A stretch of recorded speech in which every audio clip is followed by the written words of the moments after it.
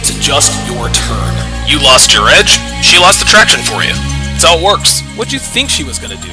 Tell you she cheated? Men cannot afford to get complacent in relationships. Get your fat ass off the couch, start lifting weights, and learn game.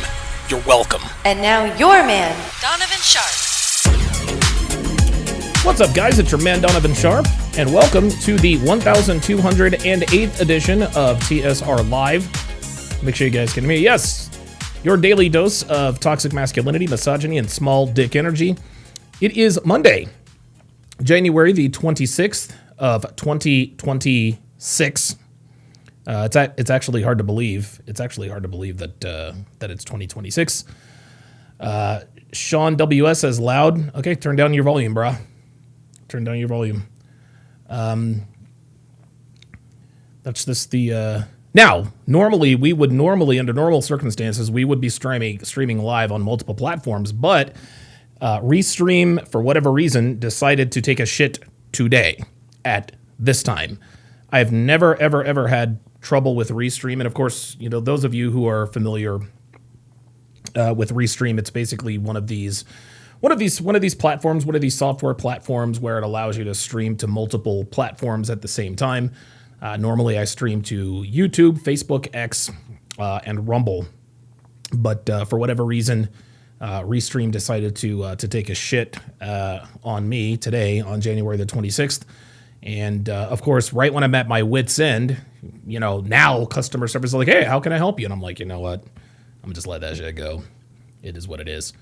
So we are streaming live to YouTube. So however you're watching, wherever you're watching from, thank you for making the Sharp Reality Live a part of your daily routine. Quick announcements before we get started here, and I'll shout you guys out in the comments. Make sure you guys like, comment, subscribe, and most importantly, share this video with anyone who pees standing up. Imagine your brother, your buddy, your coworker, even your dad thanking you for changing the trajectory of his life simply because you shared a video or a short or a clip. Okay, and remember, guys, I want you guys to understand there's no need to accompany sharing of my videos with some sort of explanation as to why they need or should watch it. Just drop the link, and if they have any questions, you can answer them. But this is the best way to get the word out. All right, no paragraphs of texts, no, you know, hey, you need to watch this, bro, it's going to change your life. None of that. You guys know how that goes when you try to evangelize this community. It doesn't necessarily go that well.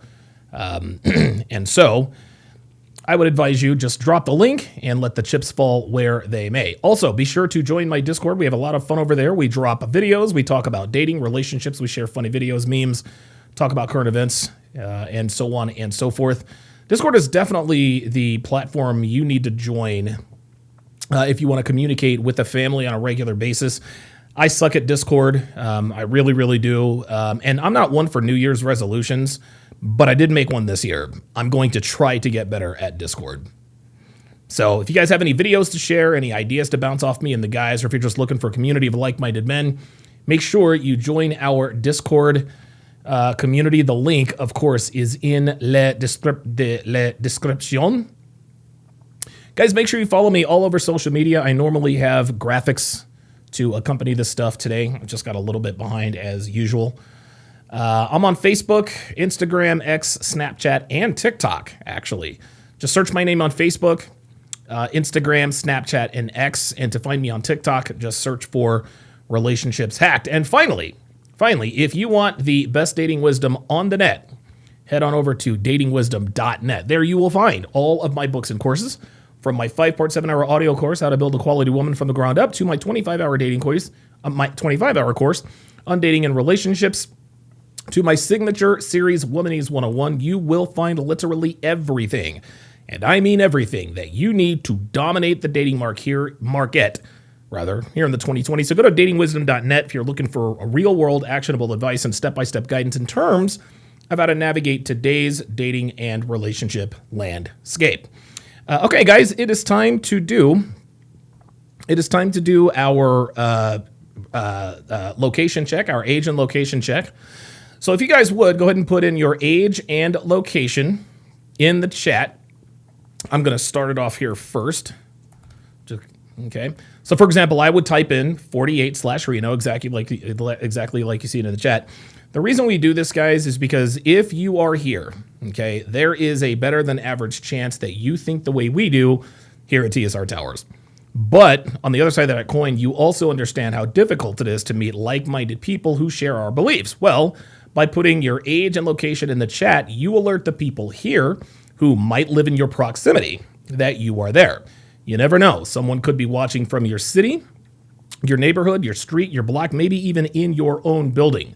So this age and location check is how we build communities of like-minded men. So put your age and location in the chat if you are interested in building relationships with people who think the way we do. I was actually going to, I'm actually a week late on today's live stream, but I had a lot of stuff come up. Lot of stuff come up. Just to give you guys just a quick rundown. Devin and I finally got all of our stuff delivered from New Jersey. To make a very long story very short that you probably don't care about, we had been quoted $5,000 to move all of our stuff from New Jersey to Reno. So we put down the $2,500 deposit, and the day before we were supposed to put down the last deposit, they told, okay, well, thanks for your deposit. Your balance is $7,500. I was like, well, wait a minute. You guys told me it's like $5,200. And they're like, no, the quote here says 10,000, blah, blah, blah, blah, blah. And so obviously I was like, okay, we're not going to do business with these guys.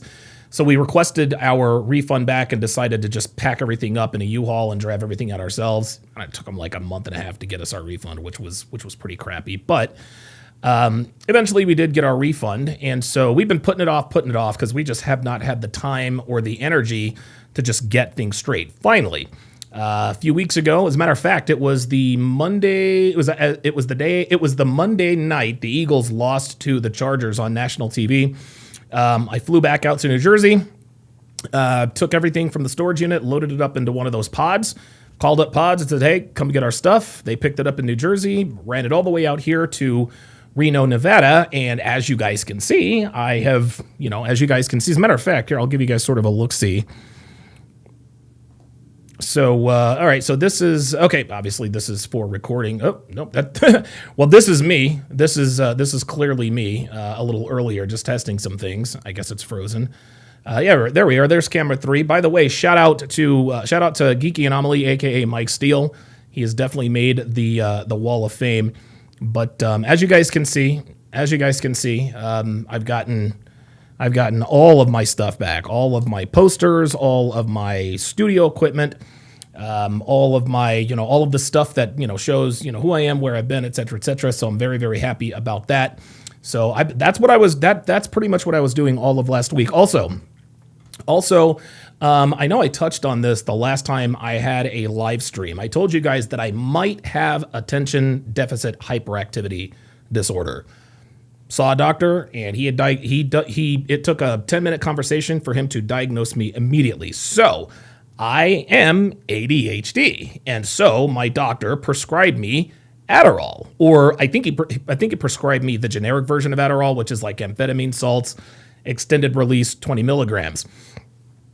And so I'm like, okay, cool. He calls it into the pharmacy. I get to the pharmacy. They're like, yeah, sorry, we're out. And I'm like, I'm sorry, I beg your jargon. You're out. And you guys, you guys know me. I'm a man, right? And I'm not really, I don't get sick often. I don't go to the pharmacy often. I think the last time I went to the pharmacy was for the mouthwash and the pain pills for, having got my wisdom tooth pulled out. And maybe I'm just naive or whatever the case may be. But gentlemen, I have never, and I mean never ever, gone to the pharmacy and said, yes, I'm here to pick up the pharmacy for Alex Hopkins, or Edwin Hopkins, which is my legal name. And they told me, sorry, we don't have any. And so I was like, okay, what do I do there? Oh, well, we can order it and it'll be here by Tuesday.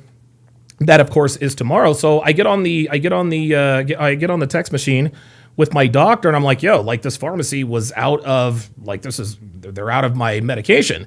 I tried every single pharmacy in the Reno area, and none of them had it. Come to find out, there is a state law that only allows pharmacies in this particular area to carry only as much as is prescribed. So, for example, They don't just stock up on a bunch of Adderall. The only Adderall they carry is the Adderall that has been prescribed. And so when you come in with a new prescription for something like Adderall, they never had it. Now, of course, they didn't explain this to me until I actually went to the pharmacy and said, hey, look, like, my doctor called this in, blah, blah, blah, blah, blah. When's it showing up? And the pharmacist took me aside, explained the law to me. He's like, oh, okay, so can you order it for me? He's like, yeah, it'll be here by, I think he said either Monday or Tuesday. So chances are it'll be Tuesday. Guys, I had no idea. And my doctor was like, yeah, when it comes to medications like Adderall, et cetera, yeah, pharmacies are going to be a little bit, it's going to be a little bit difficult. And so thankfully, I am not a drug addict. And so I was able to get prescribed, it's a generic version of Adderall, but hopefully I'm able to pick that up tomorrow, and hopefully it will unlock your boy. All right, let me go to the, okay, very, very good. Oh, so before I shout you guys out, happy belated Martin Luther King Day, guys. Happy belated MLK. And I know it was a week ago, but happy MLK Day. Yes, I have been critical of Dr. Martin Luther King as of late, specifically in the wake of the Charlie Kirk assassination last September. Yes, I absolutely stand by my assertion that Charlie Kirk was a better man, a better husband, and a better person than Martin Luther King Jr. But I can also acknowledge that MLK is one of the most important reasons I'm sitting here talking to you guys right now. Yes, he cheated on his wife. Yes, he smashed prostitutes. Yes, he put his hands on women. And this came from one of his closest friends. So you guys can miss me with the government said this. No, it's one of his closest friends, Ralph Abernathy. He attested to the fact that Martin Luther King had sex with prostitutes and beat women. Okay? None of that. That does not negate the impact he had on our country, for better or worse, okay? I can acknowledge that even though Michael Jackson had some questionable accusations to be careful about his relationships with young boys, which I believe are true, he is still one of the greatest recording artists and performers in the history of the world. Okay, I can acknowledge that while R. Kelly is absolutely guilty of having relations with underage girls, I can also admit that at one point he was quite literally the king of R&B. I could list numerous other examples, but the point is that despite MLK's activities in his private and personal life, as far as I'm concerned, he had a net positive impact on my life. Okay, his philandering, as far as I'm concerned, doesn't automatically discount his role in the civil rights movement in this country in the 1960s. So to anyone whose life has been positively impacted by MLK, I wish you a happy Martin Luther King Day, and may he rest in peace. Got a great show in store for you guys today. Later on in the show, we are going to react to the Pearl Davis World War debate. She told me she didn't think she did well, but she said the same thing about her first encounter with Hafiz, and she ended up, wiping the floor with him. So we will be the judge of that. We will also react to another loyalty test on the Jack TV channel. Apparently, a nigga with a girlfriend who is a hairdresser may not actually be a hairdresser. She may be dressing other things, shall I say. But we're going to start the show by going old school again. Okay, we're going to go old school retro red pill. We're going to break down another Amy Horton Bolde.com article. But we have some cleaning up to do here. Shout out to Panda Trucker, who has gifted 5. Oops, sorry about that. Shout out to Panda Trucker, who has gifted 5 Donovan Sharp memberships. At Pro Special, at the Castro 92, at K Swift Full, at Crunchy 9000, at Nak Su Cow, to welcome them to the TSR family. Guys, please, and again, this is a special request. It really, really means a lot to me. It really does mean a lot when you guys go in and you at these guys and welcome them to or back to the family, okay? It really would mean a lot to me because, again, look, man, when somebody becomes a member, that's money they don't have to spend, all right? That's money they don't have to spend. Panda Trucker just gifted 5 memberships. That's money out of his pocket. So the least that you can do for me, and out of respect for Panda Trucker, just at each one of those guys, tell them, hey, man, welcome to the family. Doesn't have to be extensive. Doesn't have to be anything crazy. Hey, man, welcome to the family. Welcome to the family. Armando Moreno is back in the house. Says, what up, Donovan? How you doing? Armando, good to see you in here again after quite a while. Armando is one of the TSR OG followers. Shout out to him. And listen, Armando and I, we don't agree on everything, but I think I speak for both of us that we have a mutual respect for one another. We agree, honestly, like most people in here, you guys agree with me on 95% of things. I'm not gonna let a 5% discrepancy, blow up any relationship or friendship that I have with anybody. Looks like Vize is coming at us from the Bay Area. Shout out to you. Phoenix Light Games out in the Coral Springs area.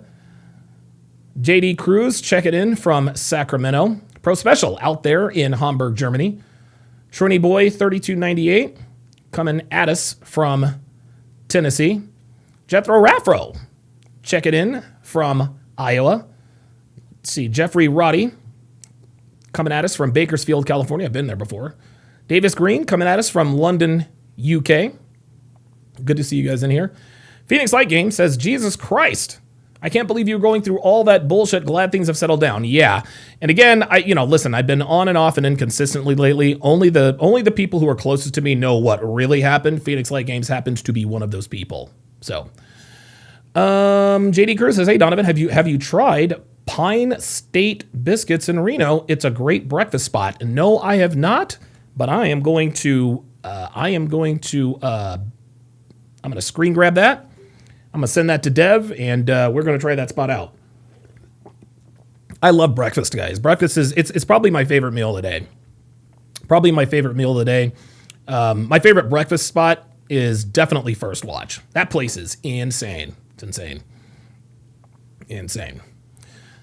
Naxu Cow says, didn't get the notification for the live, but thank you for the gift of membership. Absolutely. James Hancock is in the house. Good to see you in here, my friend. Young Hero says, will you be talking about what's going on with Sneeko and Myron?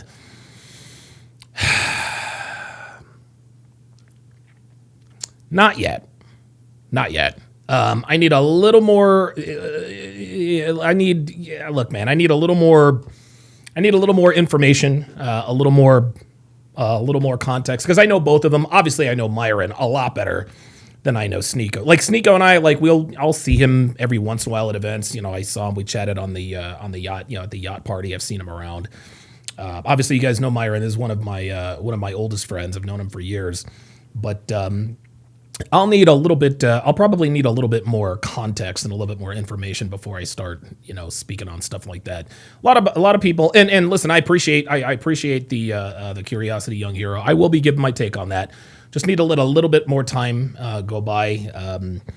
It's always those can be very difficult situations. So, Doctor Who Design with the €5 super chat. Appreciate that very much. Hey guys, if you send in a super chat, say something. Okay, if you guys are gonna send me money, I want to hear what you guys have to say. Hook a brother up. Davis Green says MLK's first love was a German snow bunny. Yep. Yes, it was. I forgot what her name was, but yeah, MLK was a snow bunny. He was a snow bunny slayer. He absolutely was a. Oh, wait a minute. Is this a snow bunny situation? Yes, it is, Dr. Umar. Yes, it is. No more snow bunnies. Oh, no. Nope. Snow bunnies for life. Appreciate that very, very much. All right, looks like we've gotten all of the housekeeping out of the way. So like I said before, we are going to be doing the loyalty test reaction on Jack TV. We are also going to react to the Pearl. Obviously, you're going to be reacting to the Pearl Davis World War debate with the other chick. I don't even remember what the hell her name is. It looks like we've got some more. Memberships coming in, so please bear with moi. 71 people in here watching. Please hit the like button. The like is the most important metric that YouTube uses to decide what gets pushed up in the algorithm, allegedly. So please hit that like button. Jethro Raffro has gifted one Donovan Sharp membership. Says at Young Hero to welcome him to the TSR family. Jethro Raffro, another Donovan Sharp membership. Shout out to at LDN1929. At LDN29. to welcome him to the TSR family. Appreciate that very much. FBS says, Donovan, who's your Super Bowl pick? Seahawks or Pats? Yeah, I've got Seattle 24-17. Seattle 24-17, absolutely. 24-17 Seattle. Love Sam Darnold. Love Sam Darnold. Love the story. Love the story. So, love the story. Okay, guys, so like I said, we are going to break down another. We're going to start the show again by going old school retro red pill. We are going to break down an Amy Horton article. She wrote another post that shows us how insufferable she is. This particular post is entitled,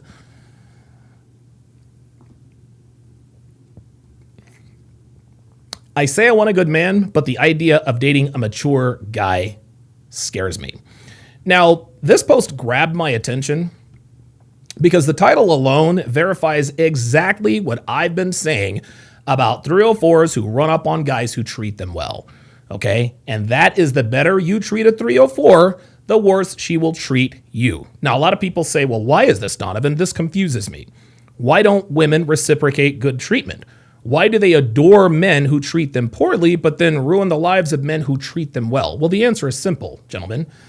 Despite what they say out loud or on social media, girls who sleep around know that they're not worthy of being treated like a lady. Okay? They are keenly aware that outside of the pleasure they provide men between the sheets, they are completely useless to high caliber men. For this reason, they tend to gravitate towards men who treat them like garbage, cheat on them, disrespect them, and all that good stuff. All right? They know that they deserve this behavior, which is exactly why they can't get enough of these guys.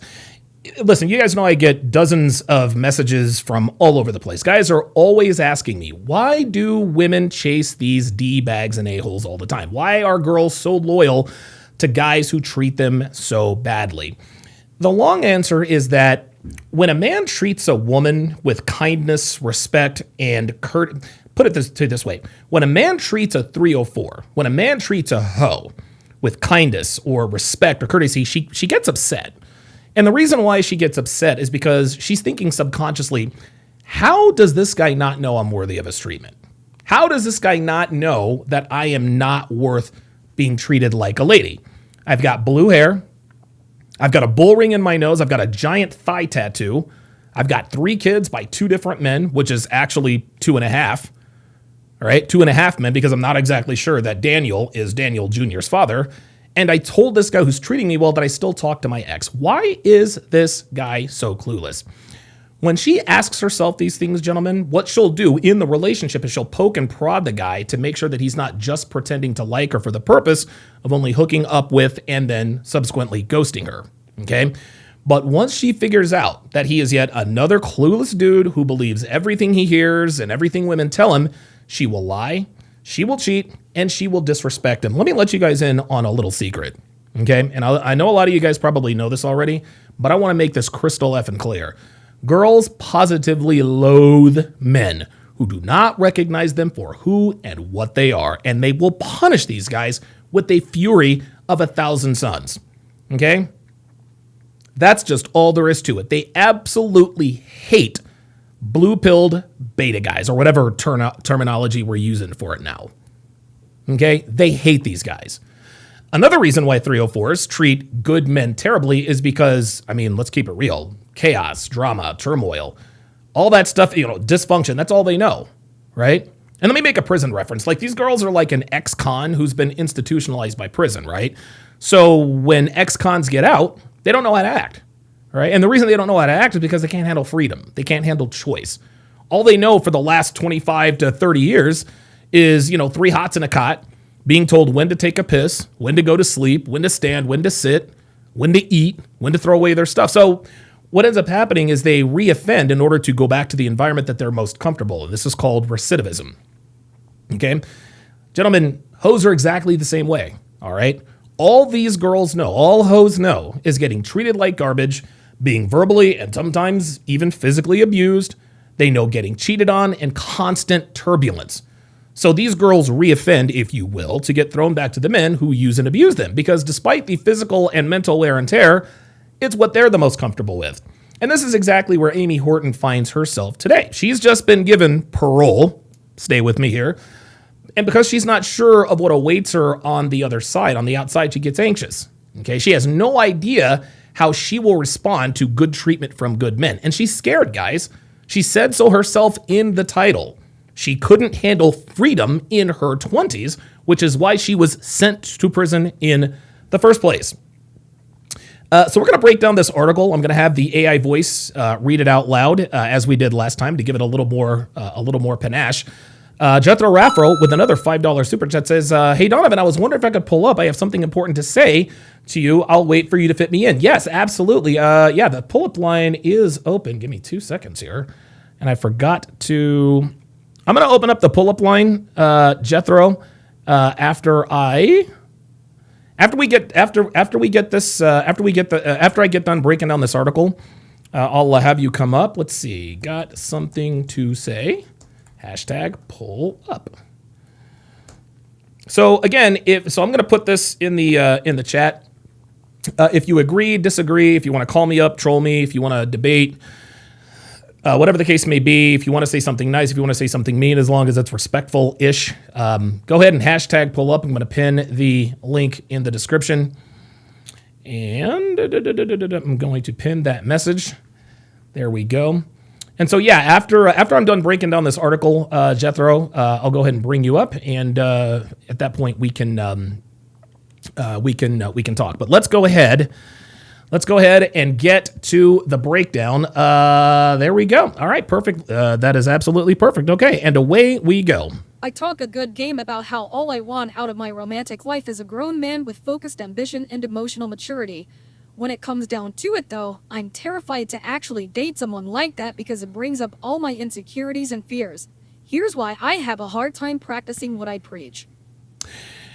Okay. Pardon me.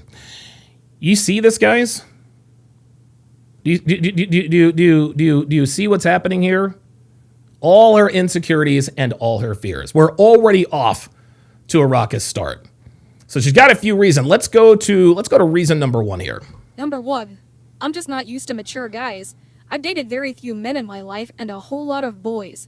It's also been a long time since I've dated anyone for any length of time, so I'm out of practice there. Oh boy. If a man who has his act together actually indicates that he wants me, I'll probably run away terrified. I'll probably run away terrified, she says. You guys see what's happening here, guys? Amy Horton is literally telling us that she is going to run away terrified when a man who has his act together indicates that he wants her. This is your answer, gentlemen. This is another answer for the guys who ask, why all of a sudden did she ghost on me? I'm in great shape. I'm driven. I have goals. I know how to handle women. Pardon me. And I do not tolerate shenanigans. Right? I listened to Donovan's 5-hour, 5-part course, How to Build a Quality Woman from the Ground Up, which I got at datingwisdom.net. And I've done everything that course instructed me to do. And because I followed that advice, I now have a rotation of women who all want to be with me. So if I'm this so-called high-value guy, then why did the girl that I start to like the most, why did she just up and leave? Well, Amy just answered that question for you, right? She also gives herself away as sort of a bona fide, let's see if I can come up with another word for this, dingling devotee, by telling us that it's been a long time since she's dated anyone for any length of time and that she's out of practice. Okay, the womanese translation of this means she's been sleeping around for so long that she does not know how to conduct herself in a committed monogamous relationship. Okay, when guys wonder why a girl who says she wants commitment but can't understand why you don't want her texting her ex, going to the club, or being on social media, it's because she's been passed around so long that her brain has been rewired to think that her promiscuous behaviors are, quote, normal and healthy. So here's lesson number one, gents. Never commit to a woman who tells you she hasn't been in a relationship for a while. Okay, the reasons are obvious, as you guys probably all well know, and I discussed this at length in Womanese 101, but let me regale you with my thoughts and remind you in case you didn't know. Reason number one, if she hasn't been in a relationship in a while, she's exponentially increased her body count during that time. That's a given. The second reason is that her relationship mentality has atrophied. meaning that it will be incredibly difficult, if not impossible, to rid herself of the behaviors that kept her on the bed hopping spree for so long. Gentlemen, do not waste your time with girls like this. Use them for bedroom fun. Throw them back to the next guy when you're tired of her. You smash her, pass them to the homies. Smash her again, pass them to the homies. Let's go to paragraph number 2. Let's find out what reason number 2 is. And if it's too loud, try to turn it down a little bit. Number 2, I don't like feeling out of control. As much as I detest dating immature dudes, there's obviously something there that appeals to me subconsciously. I think that I have a need to feel like I'm in charge of romantic situations. It dates back to my childhood issues, I guess. I want to keep the upper hand. Okay, this makes absolutely zero sense. Okay, but before I tell you why, let's take a minute here to translate some of the language that Miss Horton is using here in paragraph 2, because she's using words and descriptions that are purposely misleading, which indirectly dilutes what's really happening here. Let's start from the top. She just said immature dudes, okay? Earlier, she said mature guy, which is obviously the opposite. She also used the word boys and men to describe immature dudes and mature guys. She wants us to believe that she means she's been dating younger guys who are immature and don't know any better, as opposed to older men who have themselves together. But the difference between the two isn't age or maturity level, not the way she wants us to believe. No, the difference is bad boys versus high caliber men. That's it, okay? Like most women, like most modern women these days, Amy jumped into bed with the bad boys in her 20s and shunned the men who were good to her. Now, she did give a few men the old college try, as she just told us earlier in the paragraph when she said she's dated very few men. But because she was following Sheryl Sandberg's advice on how to date, she put those guys on ice so that she can continue having fun with the immature boys. So when Miss Horton says boys or immature guys or dudes, she's talking about the bad boys, the guys with tattoos, okay? The guys who treated her like garbage, the guys who passed her around.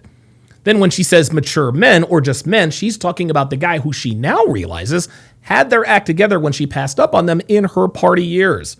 So getting back to number 2 here, she says that even though she detests dating bad boys, which is sleeping with bad boys, because remember, she said she hadn't dated anyone for any length of time for a while, so she admits that something draws her to these guys. But she says that it's being in control, and that's what keeps her coming back. So she's either ignorant or she's lying. Guys, understand this. Girls hate being in control, all right? They think they want to be in control because feminism tells them to be control freaks, and they want all the accolades that come with being in charge and being a leader. But women are not equipped for leadership, nor can they handle being in control. All right, Amy was never in control with the bad boys, and neither is any other woman, which is one of the main reasons why girls can't get enough of these guys. No, they certainly don't like not being in control, but they are turned on by men who are in control. I've said this for years. Girls don't want controlling men. They want a man who is in control, okay? Your woman's not going to like a lot of things you do and say to keep her in line, but she respects them. The bad boys weren't afraid to piss Amy off. She couldn't control them with sex, and she was unable to manipulate these guys. She couldn't control these guys, and that's why she stuck around. But what she doesn't know is that she will never have the upper hand with high-value men. She has no idea that any man she feels like she can control and have the upper hand with is a man she will not be able to respect. And she will be right back to square one when she cheats on him with Dave, the unemployed garage band guitar player who may or may not have an outstanding warrant because he owes back child support to multiple people. Ay. Obviously, number 3, as you guys can see, is their failed dating advice. So we are going to move to number 4. But first, let's read the super chats here. Snotus with the $5 super chat says 304 Queen. Yep. Absolutely. Panda Trucker, member for 27 months. Says Don, is there a one-on-one call-in line where we can call in to get support or an ass kicking? That is outside of normal streaming hours. I need my ass kicked. I actually might start bringing back the Sunday Zoom calls, guys. The Sunday Zoom calls are definitely going to be a regular. The Sunday Zoom calls are hit and miss during football season. I'll just keep it real with you. You guys know I'm a big football fan, but football season's about to come to an end, so I might actually start doing those Sunday Zoom calls.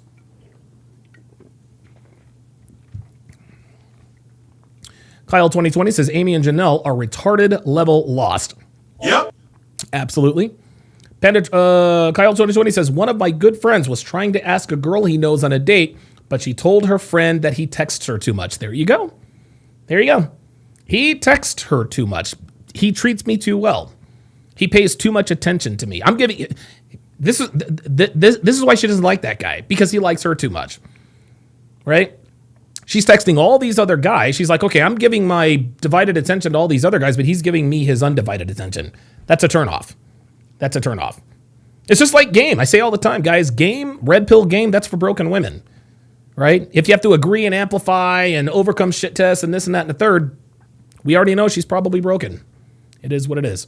So because we know number 3 is a bunch of horse, you know what? Let's go to number 4. Number 4. I have an unhealthy familiarity with dating boys. It might not be a good thing, but it's what I know. I understand emotionally stunted and immature men, and something in me wants to take care of them. A friend of mine once told me that I have a savior complex, and she's not wrong. I know it's not my responsibility to fix guys, but old habits die hard. Gentlemen, this is a typical flaw in female nature, okay? Especially now, because women sleep around, modern women sleep around as a matter of habit. Okay. What I'm talking about here is a woman being attracted to men they think they want to fix. So here's how it goes. They start sleeping with the bad boy. The bad boy cheats on her, calls her names, treats her like garbage, the whole nine. Now we all know, like we have established, that the worse you treat these hoes, the better they treat you, which means that eventually she will fall in love with you, as they always do with these bad boys. So now she's invested emotionally, and she starts entertaining thoughts of a long-term relationship with the bad boy. And because today's women want beta behavior from alpha males, they try to change or fix him so that they can satisfy both sides of their dualistic mating strategy, also known as good genes, good dad, alpha fucks, beta bucks, etc., etc. But what women don't understand is that if they're successful in taming the wild stallion, she will lose that visceral attraction to him because, number one, he's not the same person he was when she met him. And number two, she realizes that she can control him. And women are not turned on by men that they can control. This is a paradox that so many women find themselves in all the time. But because women are grossly unaware that they destroy anything and everything they have sole control over, they can't help but to nag. And if the man she is nagging, if he's weak-willed, if he has a scarcity mindset, or if he doesn't have any steadfast beliefs, he will cave in and eventually submit to her whims. Now, some of you guys are probably thinking, okay, why do women do this, Donovan? Why do they never realize that they've always fallen out of love with the men they are successful in bending to their will? And the answer is simple. Because they're women. And this is just what women do.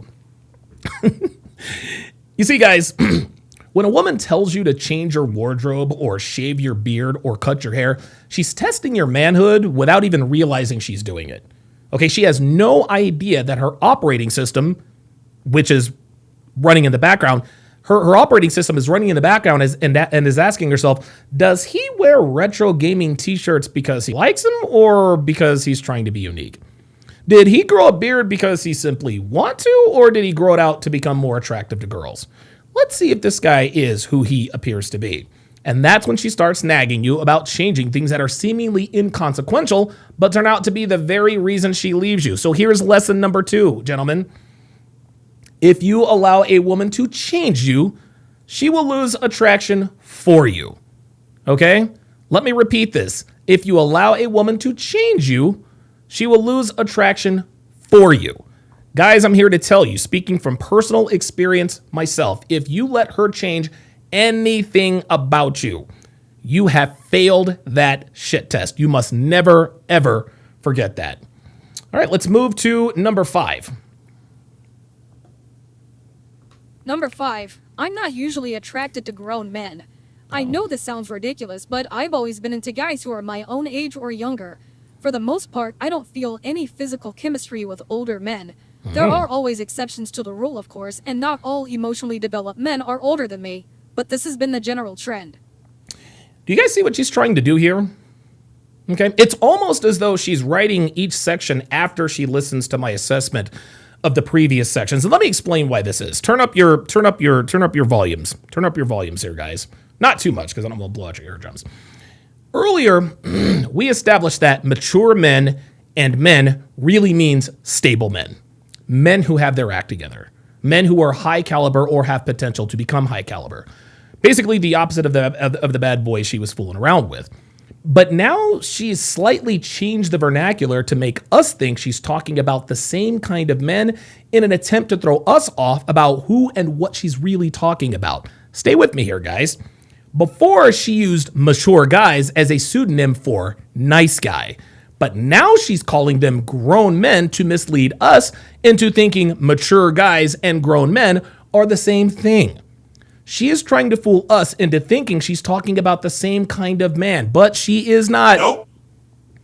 All she did here in paragraph number 5 was tell us that she has more physical chemistry with men around her own age. That's it. It has nothing to do with what she's talking about in this article. Miss Horton is attempting to tell us that one of the reasons she used to pass up the good guys is because she didn't feel any physical chemistry with them. But the mature guys she's talking about are not the same as the grown men she just described. She's trying to avoid being called out for passing up nice guys to bang the bad boys by conflating mature guys with grown men. You guys see how this works? She's doing this so she can say, well, I didn't pass up nice guys for the bad boys.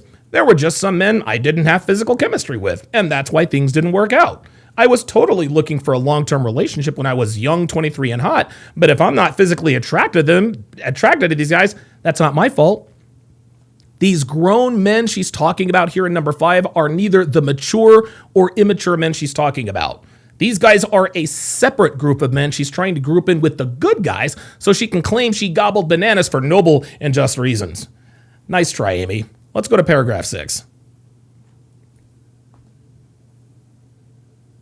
Number 6, I have a hard time being vulnerable. I'm very honest, yes, but I'm emotionally closed off. There is a definite distinction between the two. There are certain places that I simply don't or can't go with most people.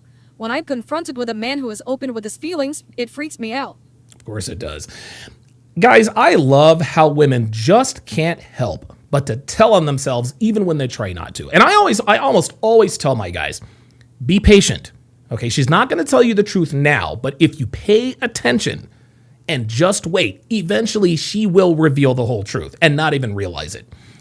Amy just told us that there are certain places she simply does not go with most people, as if to infer that she chooses not to open up emotionally with the men she's romantically involved with. But right after, I simply don't, she puts in parenthesis, or can't. And that is where she reveals the truth about her emotional state when it comes to men. Pay attention, guys.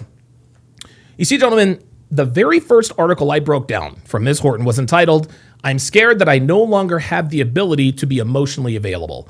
And in that article, she waxed poetic about the fact that because she's hooked up with so many men, she's afraid that she's unable to bond with them emotionally or open up to men that she's in a relationship with. But Donovan, she said she was scared. She didn't actually say she could no longer emotionally bond to men. Yes, she did. 2 years before in that article. And because we know that Ms. Horton was most certainly not closing her legs for 2 years, we also know that she was increasing her body count during this time, which is exactly why she gave us a glimpse of the truth in the parenthesis. She doesn't open up emotionally because she cannot, and that's all there is to it. One of the reasons it freaks her out when a man is open with his feelings is because she knows that she is unable to reciprocate those feelings due to the fact that she's been passed around more than a football in a run and shoot offense. It's really that simple. Let's go to paragraph number 7. Number 7, I crave an emotionally mature connection, but can't handle it in reality. I'd like to think that if I meet the right guy, this won't feel so difficult. Hopefully, he'll make me feel at ease and we'll get along so well that I can open up. That being said, the initial shock of trying to make that connection with someone is scary as hell. Listen, guys, there's really not much to say here. As far as I'm concerned, this is just sort of a regurgitation of number 6, which is being afraid she can't open up emotionally because she knows she can't. Let's go to number 8. Number 8. I feel weird around traditionally successful guys. It's not necessary that a man be financially or materially successful. That's not the same as being a mature adult. On the other hand, most of the men I've met who are emotionally developed also have the rest of their act together, and it makes me feel like maybe I don't. First off, for her to say that a man for her to say that it's not necessary for a man to be financially successful, that's disingenuous. Stop the cap. Okay? Of course it matters. It matters to every woman, and that's okay. Ladies, wanting financial stability isn't a crime any more than a man wanting physical attractiveness in a woman. But there are two main reasons why she's posturing like this, okay? Number one, she doesn't want to come off as a gold digger. And number two, most importantly, she knows her value isn't high enough to require anything of a man, much less financial or material success. She doesn't want to look like the fat. Here's the thing. She doesn't want to look like the fat guy who says, well, if she's not a 9 or a 10, I'm not interested. So she takes the politically correct route by saying, well, a man's financial status is immaterial. Secondly, she tries to tell us that just because a man is financially successful doesn't mean he's a mature adult. And she's mostly wrong here. Any man who exercises financial shrewdness and discipline has to be a mature adult on some level, okay? This is exactly why she says most men who are emotionally developed also have the rest of their act together, okay? The only exceptions really are professional athletes or men who are young and wealthy. That's it. Let's move to the next one. Oh, wait a minute.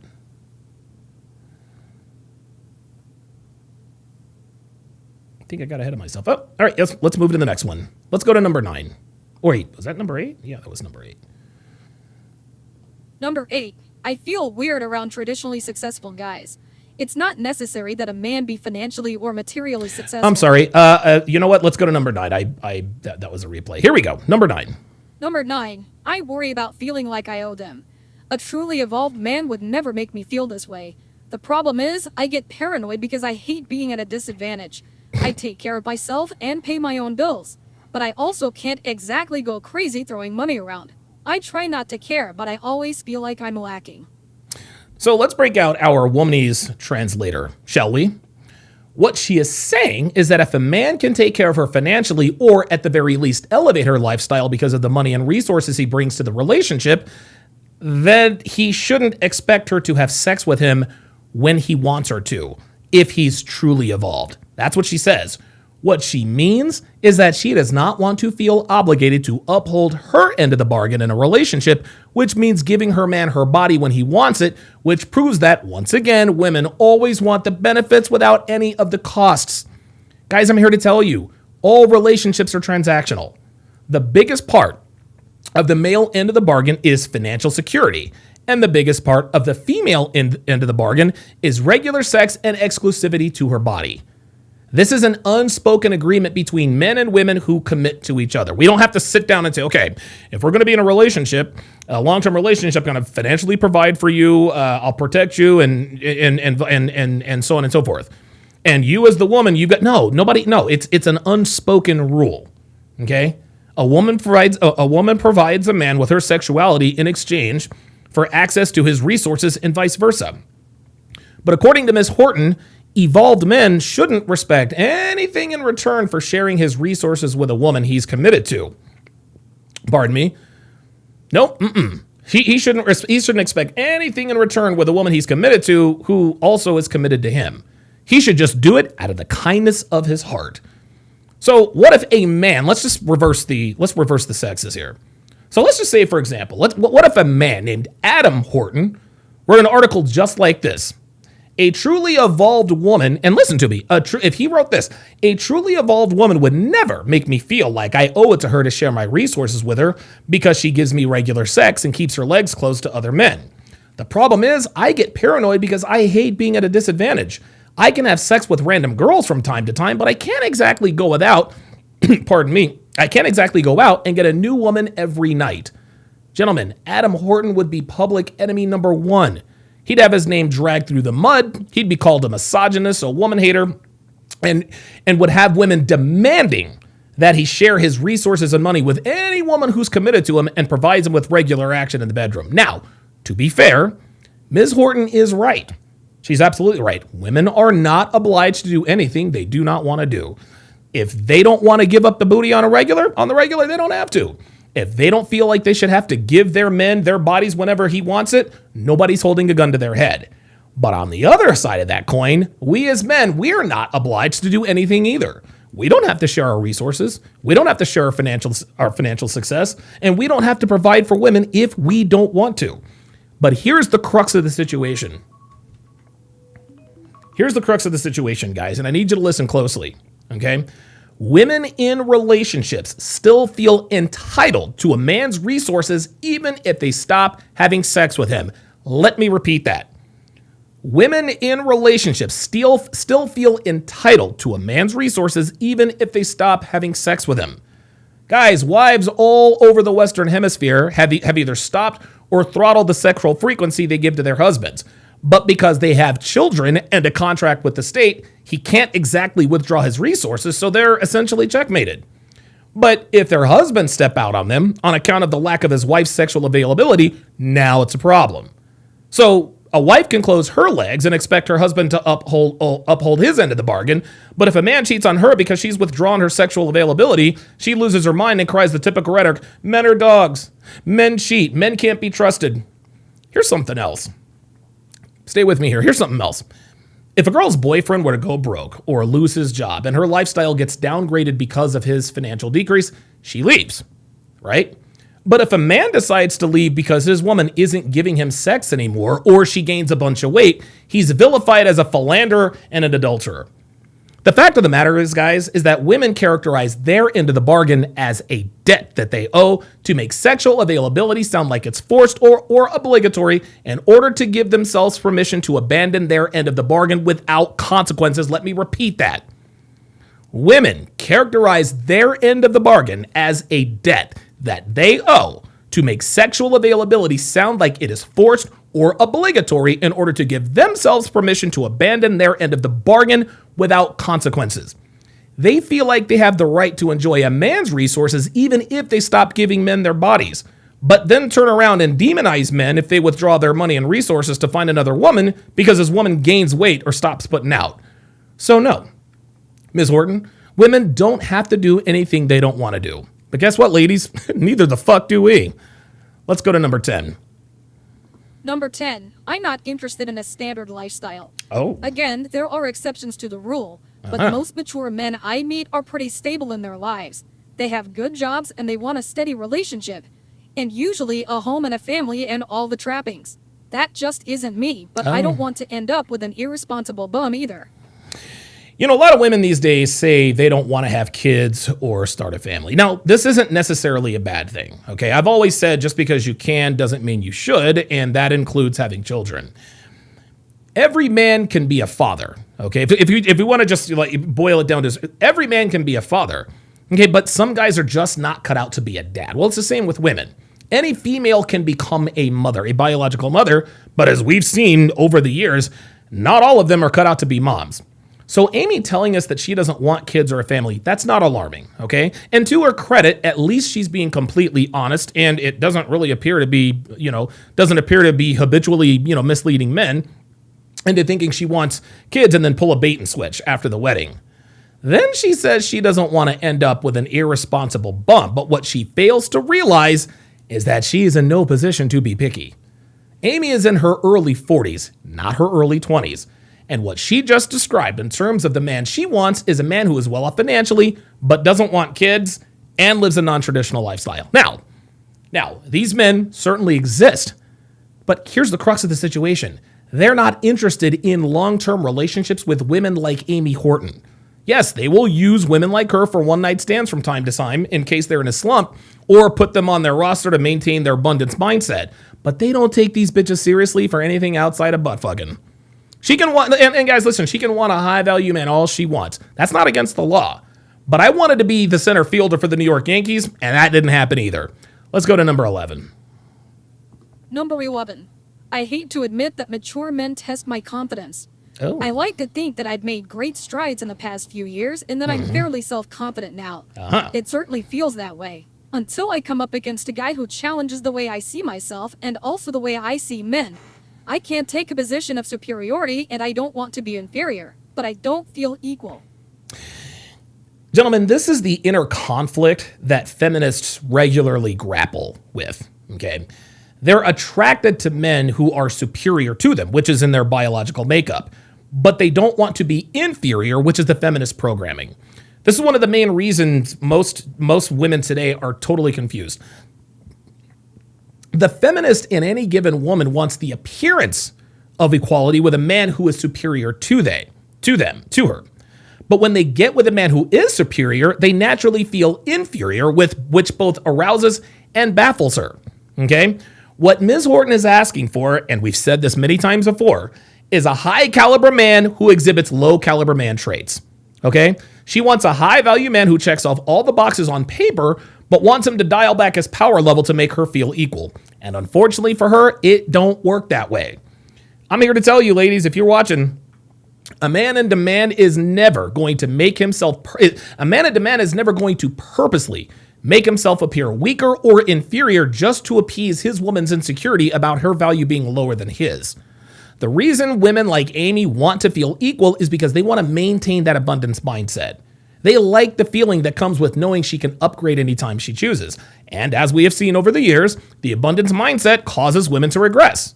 Right? Let's keep it real. Listen, knowing they can get dick anytime they want to removes any and all incentive to maintain or increase their value as women. They can gain weight, they can close their legs, they can behave pretty much any way they want to. Okay? Women like abundance because it's a lot easier to just exist without having to worry about their men going anywhere. But when they get with a man who is superior to her, all that abundance disappears and is replaced with scarcity. And even though women hate this feeling, it is both good for them and their men. Gentlemen, scarcity causes women to progress. Okay? Knowing her man can get sex anytime he wants gives them incentive to maintain or increase her value. She's motivated to stay in shape. She's motivated to give her man bedroom action whenever he wants, and she's motivated to behave and stay in pocket. Women don't like scarcity because it's a lot harder to keep themselves together to keep their men from stepping out on them. Abundance, on the other hand, causes women to regress. Remember, we said scarcity causes women to progress. Abundance causes them to regress. And scarcity motivates them to progress. Men, we are the total opposite. Abundance is good for us while scarcity is bad for us. Listen, man, today's women, they all want the easy solution. Okay, they rarely do what's difficult, but they want the rewards that come along with doing what's hard. Okay, they want the hot body without having to hit the gym and watch their diet. They want the man who's superior to them, but they don't want to feel inferior. Women always want it both ways, which seamlessly segues into number 12. Let's kick it. Number 12. I love the idea of a deep partnership, but not the work that's involved. I'm not that different from the rest of my generation in some ways. I'm used to the ease of being single. And while ideally I'd like a deep and loving adult relationship, I also know that it takes time and energy that I'm not sure I'm willing to give up. And there you have it, guys. There you have it. Amy just told us exactly what we already know about modern women. They want the benefits of being in a committed relationship without having to give up the freedom that comes with being single. They want the payoff, but they don't want to pay the price. At some point, women do figure this out. But by the time they're willing to pay the price, it's too late. Okay? They don't have enough dating market equity to cash out. So they end up with the men they rejected in their 20s, and to me, it serves them right. Let's move to number 13. Number 13. I'm honestly terrified when someone actually chooses me. I'm always falling for men who are unavailable in some way or another. I hate that I'm like this, and I know that I operate this way because it feels safer than engaging in risky vulnerability with someone who truly wants to be with me. I'm sorry, Amy. Since when is sleeping with bad boys not risky behavior? Since when is having unprotected sex and emotionally investing in men who are bad for them, since when is that safe? Amy's not terrified when someone actually chooses her. She's not afraid of risking vulnerability because she's done that her entire adult life with the wrong men. No, what she's really afraid of is the men she chooses not choosing her. That's what she's afraid of. She is afraid that the men she chooses will not choose her. Guys, this is what she's really afraid of. Okay? Bitches like her engage in risky behavior all the time. So pretending she's afraid of risks, that's a ruse to make us think that she isn't risky, which, of course, is a telltale sign of a slut. And she knows it, which is why she put it this way. Let's go to number 14. Number 14. I've been alone so long that dating a grown man baffles me. I've not had many mature relationships in my life. I've been in love and I've had serious boyfriends, but there was often an element of childishness in our interactions. We never really discussed our futures together or acted adult. Now I feel like I don't even know how to begin. Guys, this goes back to what I talked about at the beginning of this particular article. Most of her relationships have been with assholes who treat her like garbage. Like I said, guys, Amy is used to dysfunction. It's all she knows. This is why dating other kinds of men baffles her, because she honestly has no idea how to conduct herself with high caliber men. Luckily for her, she will get to stay in her comfort zone, because high value men won't go anywhere near her, which will make her readily available to the dudes who are more than willing to pass her around. And finally, let's go to number 15. Number 15. I don't like to feel that my partner is more emotionally mature than me. This is the real kicker. If I find a fully open and emotionally vulnerable man to date, I have to then confront and deal with my own issues with exposing my heart. I don't know that I'm quite ready to go there. But then again, there's never an ideal time to face your fears. Okay, so once again, the heading has nothing to do with what she actually wrote in the section, which seems to be sort of a recurring theme among these bold authors. But let's talk about what she pointed out here. If she does find a fully open and emotionally vulnerable man to date, she's going to lose attraction to him. Women may like the idea of a man who is emotionally vulnerable because it looks great in movies and television, but women never stay with these guys. Why?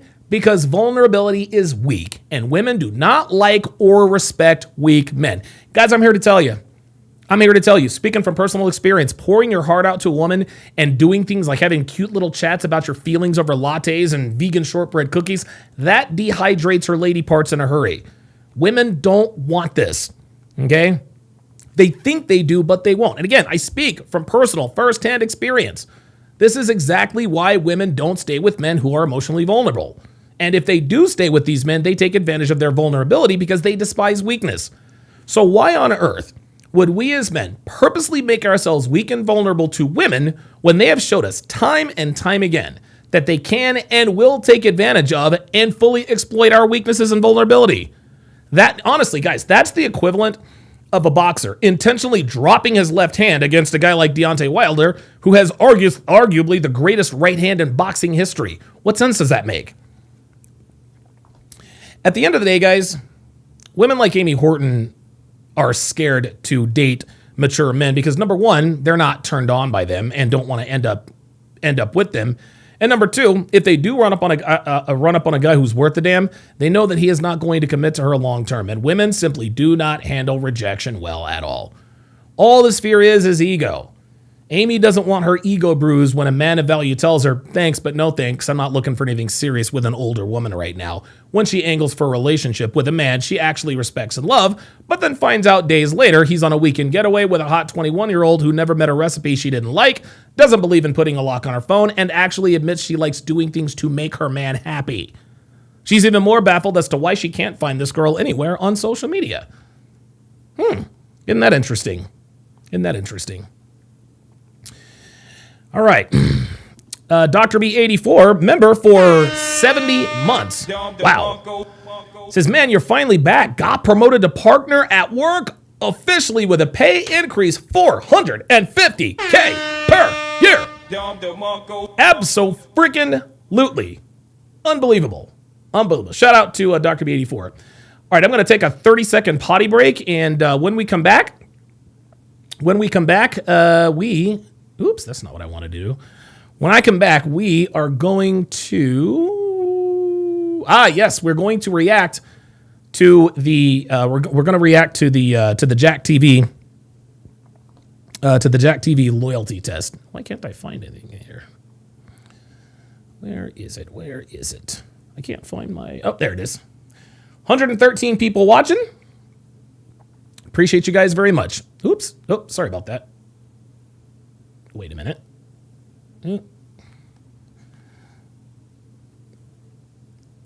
Okay, so you're in a sexless relationship with a woman you still love very much.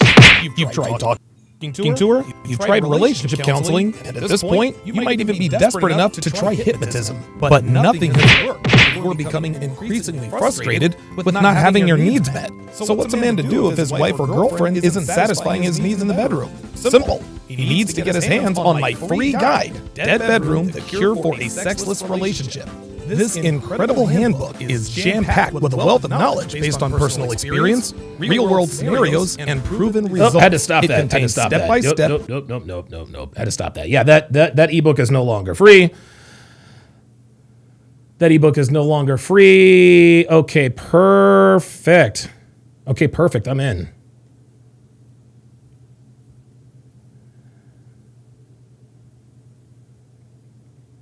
All right, quick update. I will be going live tonight at 8 o'clock p.m. Eastern, 5 p.m. Pacific, with none other than Tommy Sotomayor. Tommy Sotomayor and a few other panelists. We're going to discuss the debacle that happened between, I've already forgotten the dude Corey's last name, but Anton Daniels put a clown suit on Corey what's-his-face for all the world to see. So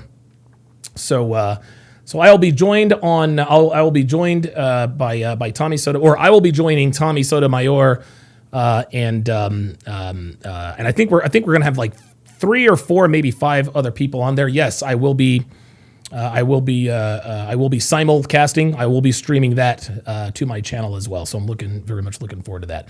Okay, so the pull-up line is open, guys. The pull-up line is open. I just spammed it in the chat. If you have anything to say, nice, mean, whatever the case may be, the link has been pinned in the blah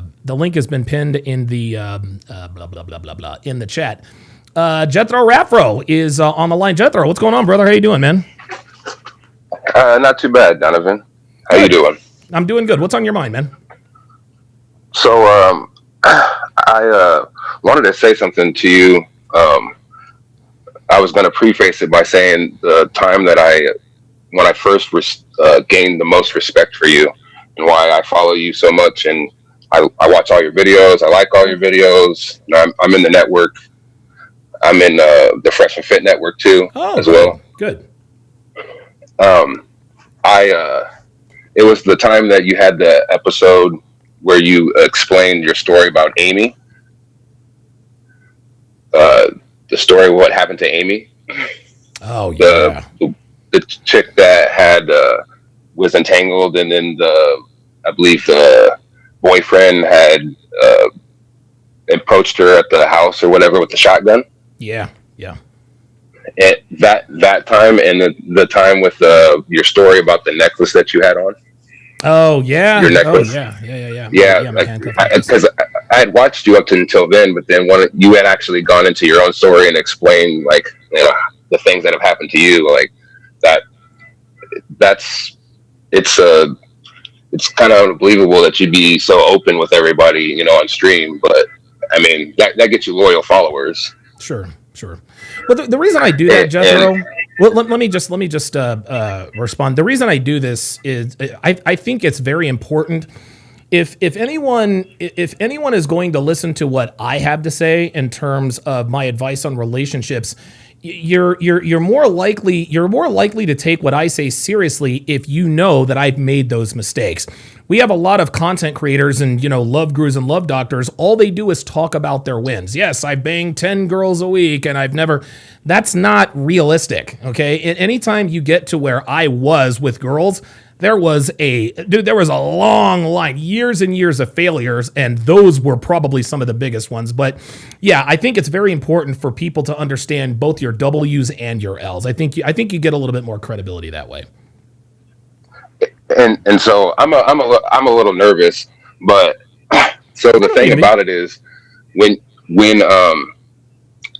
I had heard that, and it's been a long time that I obviously follow you. And the last time you did a live, I had commented on your live about the Facebook, about you, because you had so many followers on Facebook, and about being monetized. Yeah, being monetized on Facebook. And I had also said, like, hey, it was next time you go live, I'd like to pull up because I had something important to say to you. Okay. Well, because I had missed the last live stream because I was sleeping before work, and I'd woke up, and then I was like, oh, I missed you because I was going to pull up. But that was the stream that you had said that you thought that you might have ADHD, that you thought you had ADHD. Yes. And the thing about it was, I had actually been studying ADHD for like all my life since I was little, because they had tried to say that that I had ADHD. Okay. So I've been studying it for a long time. And when I heard that you said that you were going to go to the doctor and that you possibly, maybe he would prescribe you, prescriptions to help you out. I had also seen on that stream kind of how you were like figuring out that maybe something was missing because of the way you are. But me having studied this for so long, people say that people have ADHD. ADHD to a certain degree isn't real to a certain degree.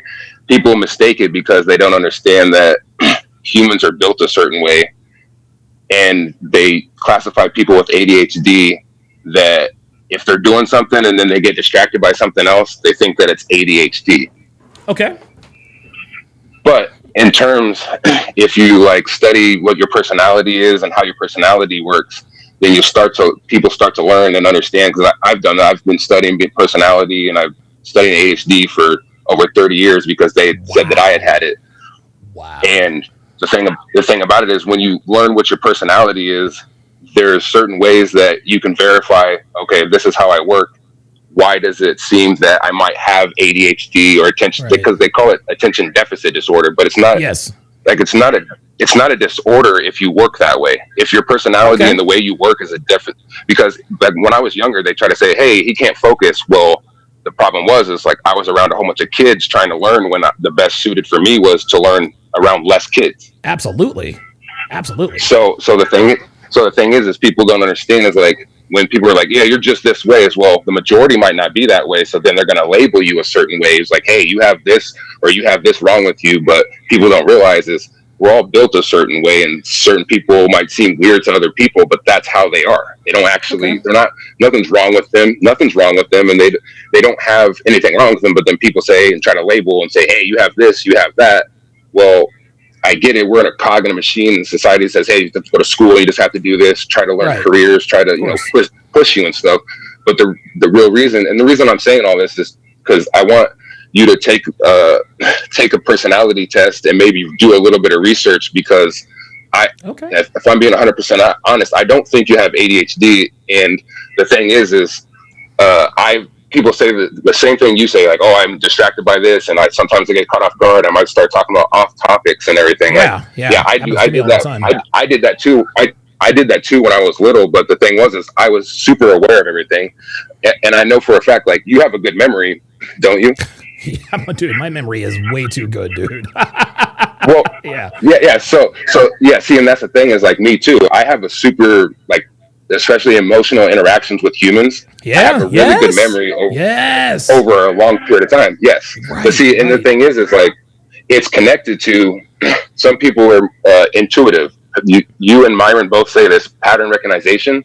Of course. The thing about it is pattern recognition is part of a certain personality. So certain people have pattern recognition better than other people. Okay. So, and that's why I say you really should take a personality test. Okay. And explore that more, because so what happens was, if you learn about your personality and then you go online and you start to review what the 16 personalities is and like how it attaches to who you are, then that would help show you actually what you need to fix and what's wrong with you. Because you know how we say in the manosphere to the degree is like women, when they get knowledge and they think that they're doing right, or they think they know it and they don't, and then they get mad at you because you're right. That's the same thing. It's the same thing with personality. Is like, I believe that personality and gender are the two of the same coins, and we don't study personality as much. But personality. Yes. Personality is like that other half of your gender. Okay. So gender and personality are the same thing. So personality and your gender, it's on a scale. Okay. So you see how we have like femininity and masculinity. Absolutely. Like, yes. People think that men are supposed to just be 100% masculine, women are supposed to be 100% feminine. That's not actually how it works, because this is why, is because our personality and our gender are linked together. They're a balance, and you have to understand your personality just like you have to understand your gender. Okay. So like, so if you don't, so like, that's why, like, if if a woman understands like what she is as a woman and her personality, she would be a more balanced person. Same for a man. When a man learns about, like, I'm a man, that's true, masculinity, but the thing is like there's a volumes to what your masculinity or your femininity is supposed to be because of your personality. And there's a missing link that people do not understand. It's like your personality determines your femininity or masculinity to degrees. That makes between sense. your genders. So let me ask you this. Go ahead. I'm sorry. Go ahead. No, go ahead.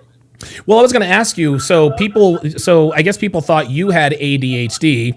How do you deal with it? Because right now I'm just not. Well, let me ask you this, because I've got the free personality test up here. So your advice to me is to take the personality test and see where that lands. If you don't mind me asking, how did the personality test help you and convince you? Okay, maybe I'm not ADHD like the world says I am. Well, it's kind of I can explain it. It's just because this was me. Is I was already super aware when I was young. So this is the thing. This is how I understood it. Because when I was young, people would like took me to a therapist because my mom and my dad had split up. So I had gone to a therapist. Sure. And my dad had thought that I was mad at him because my dad got abusive towards the end, and my mom and my dad split up. So my dad put me in therapy because he thought I was mad at him for what I had done to my mom. Oh, wow. But I wasn't, because when I was young, I was super aware, because of my personality the way I am. I was super aware of what was going on in the adult world and everything. But I was so aware that my dad had thought that I was angry at him. But then I kept telling him and my therapist, like, no, I'm not. I'm mad at you because of this, and I know what I'm talking about. But they kept on just looking at me like I'm a young kid. I don't know what I'm talking about. Something's wrong with my feelings. But I was aware, and I wasn't balled up about it. I wasn't mad. I wasn't angry. So then they had prescribed me like, hey, well, he has something deficit disorder. Like, he's trying to say certain things and we don't understand him. So we're going to categorize him as this. Hey, let's try to put him on ADHD medicine. Yeah, right. But for me, but for me, I had realized, I was so aware. I was like, yeah, even as a kid, I was like, no, like there's nothing wrong with me because I know what you guys are saying. I know what you're trying to do. Wow. So for me, that's how I defeated it. That's how I defeated when people came at me with ADHD. Okay. But all right. when it comes to the thing about the personality and how it helps is because for me, I was so aware once I found out what my personality was, it just clarified that we're all built a certain way. So when I started studying that more, then I was like, oh, this is why I'm this way. This is what happened years ago, because it goes back into memory too. And that's why I say you have a good memory. Yes. So it's very important that what I asked you about your memory, because I have a good memory too. So when you actually go take the test, and then you start watching videos and you start understanding what personality is, and then you understand your personality, and then in your mind, your memory, it's not about what you're not getting indoctrinated. You can do it for yourself. You can go back in your own memory and be like, yeah, my personality. Yeah, this is why I did or said XYZ. Yes, and this is, you know why? Because so that's what I was reverting back to when it says your gender and your personality are two sides of the same coin. That's how interlinked it is. That's how interlinked it is. But then for you, and that's why it was important that it's a miracle that you came on today, because you had said that in the last video, and then it'd been this time that you went to the doctor and he said that, and then he prescribed you, but you still didn't get the medicine yet. Right. And that's part of why I called in today. Is just, all I'm asking is that you do take the test, and then you can read upon how you feel about if that's accurate upon how the test made you feel or whatever. So that way, if it's unnecessary for you to, take prescriptions or do that because you learned it on your own. I'm not trying to say, hey, don't. I'm just saying I give you a little bit of this advice, and I'm saying now, and then you can go back and decide on your own. But I really I've been in with the ADHD, like I said early when I was 30 years ago. I understand when people keep saying like, you're built this way, you're this, like, slow down, don't do this, don't do that. Right. So that way, when you had said that, and then I heard you earlier say, hey, I'm just close. They stalled. You didn't even get the medicine in time. and then I get to call you and say, hey, at least before you go in on the medicine part and do this and that, at least take my advice, study a little bit, and I believe you'll come to the conclusion on your own if you can understand it through that means. Okay. And one other thing is MLD. So because I'm in with everybody. Sure. I chat. I subscribe to everybody. I chat with him at MLD, and he prescribes it too. Understanding your personality and going through the Myers-Briggs, because it's not just useful. When you find your personality, that's what you are. Okay. Like, and then when you figure out what you are, then you can help fix yourself. Like, oh, because I got damaged back in the day because of this, then you can when you learn it, there's steps that people in the space of personality teach you how to go back into your damage and refix yourself, and then you feel a better understanding of yourself, and you feel more complete, and you won't feel like, oh, what's wrong with me? You'll know what's wrong with you. So I've got this. So right now I'm on mypersonalitytest.org. Here, I'll actually just blow this up so everyone can see it. I'm on mypersonalitytest.org. It's and it says Myers-Briggs. Is that what it is? Yeah. Yeah, so the best place to take it is the 16 personalities. It's the same one, Myers-Briggs, but the 16personalities.com is it's a well-balanced test. Yeah, the 16 personalities one. Tees.com. It's interesting. You ever heard of the book called Sybil?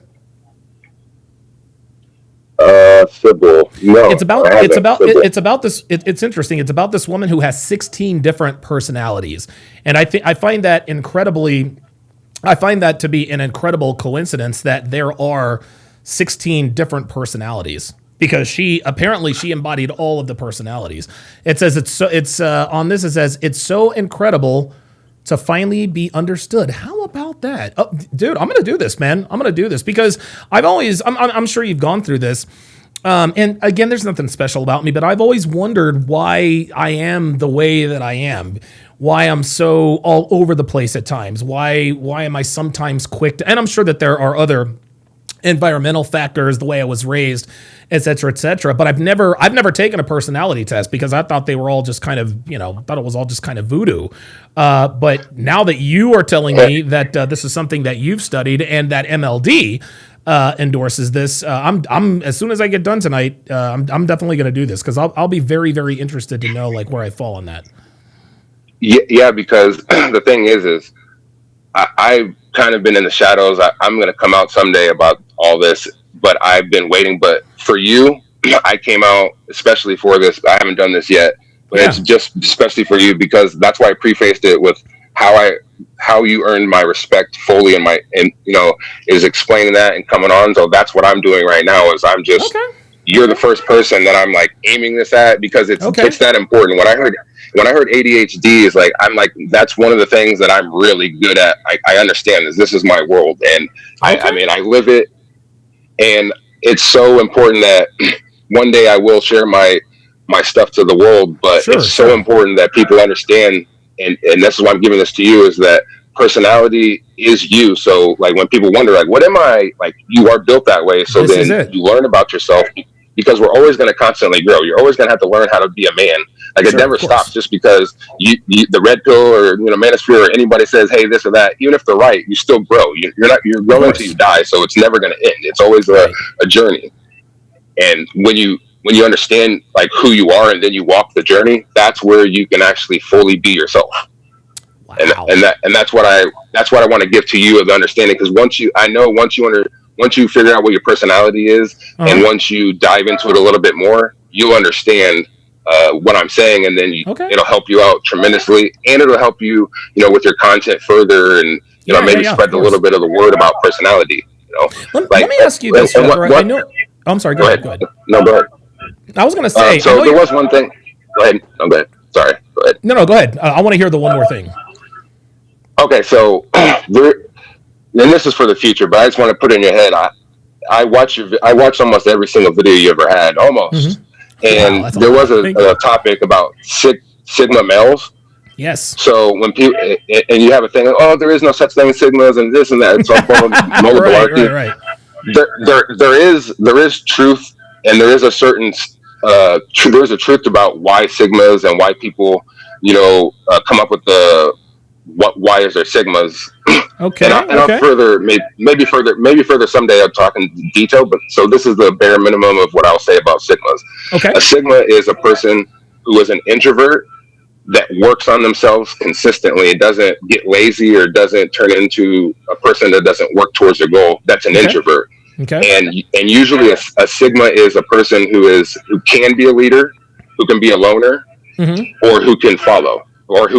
That's what a sigma has the power to. If they work on themselves when they're introverted, that doesn't mean they don't want to be around people and they don't want to help people. It's actually the opposite. A lot of introverts want to help people deeply, but it's hard for them to be around a lot of people. So that's where the sigma, to a degree, comes in. Is that they're followers, they're leaders, and they're lone wolves. And and if they know themselves so well, that's why they can go between the levels of being a follower, being a loner, or being a leader, is because they're introverted and they want to help people. So they're like the quiet people who lead, or the quiet people who follow, or So to a degree, sigmas. That's a little briefing of sigma. Sure, and yeah, I've been hard on. I've never heard of the quote unquote sigma male described in that way, because the way and listen, I'm sure you can agree with me. A lot of these guys on the internet who think they're sigmas, to me, that's just a cope. Okay, you're a pussy. You're afraid to talk. You're afraid to talk to girls. You're lazy. You still live at home with your mom. And it's interesting. Every time I used to watch one of these sigma videos, 7 reasons you're a sigma, they always make reference to a superhero or a comic book or some sort of make believe anime. And I think the reason why I was so hard on these sigma males is because they were trying to claim that they were something valuable without ever having worked for it. But if you're telling me that this is just the personality of some people, then that I can definitely get on board with. I'm not about to tell a guy who plays video games 18 hours a day, lives at home with his mom, has Cheeto dust on his finger. Yeah, I'm a sigma male. No, you play video games too goddamn much and you spank the monkey too goddamn much. But But what you're telling me is that the sigma male, it doesn't appear to be like anything they're telling me that it really is on the internet. So the thing about the internet is there is definitely truth into, even if some of the things seem like it, there is truth to it. It's just, here's the thing about it is we're humans, and even if we label something, we still have to put more understanding on it. Like context, even though we call the moon, we still have to understand it more. We know what it is, but we still have to put context to it. That's the same thing about sigma male or alpha or beta.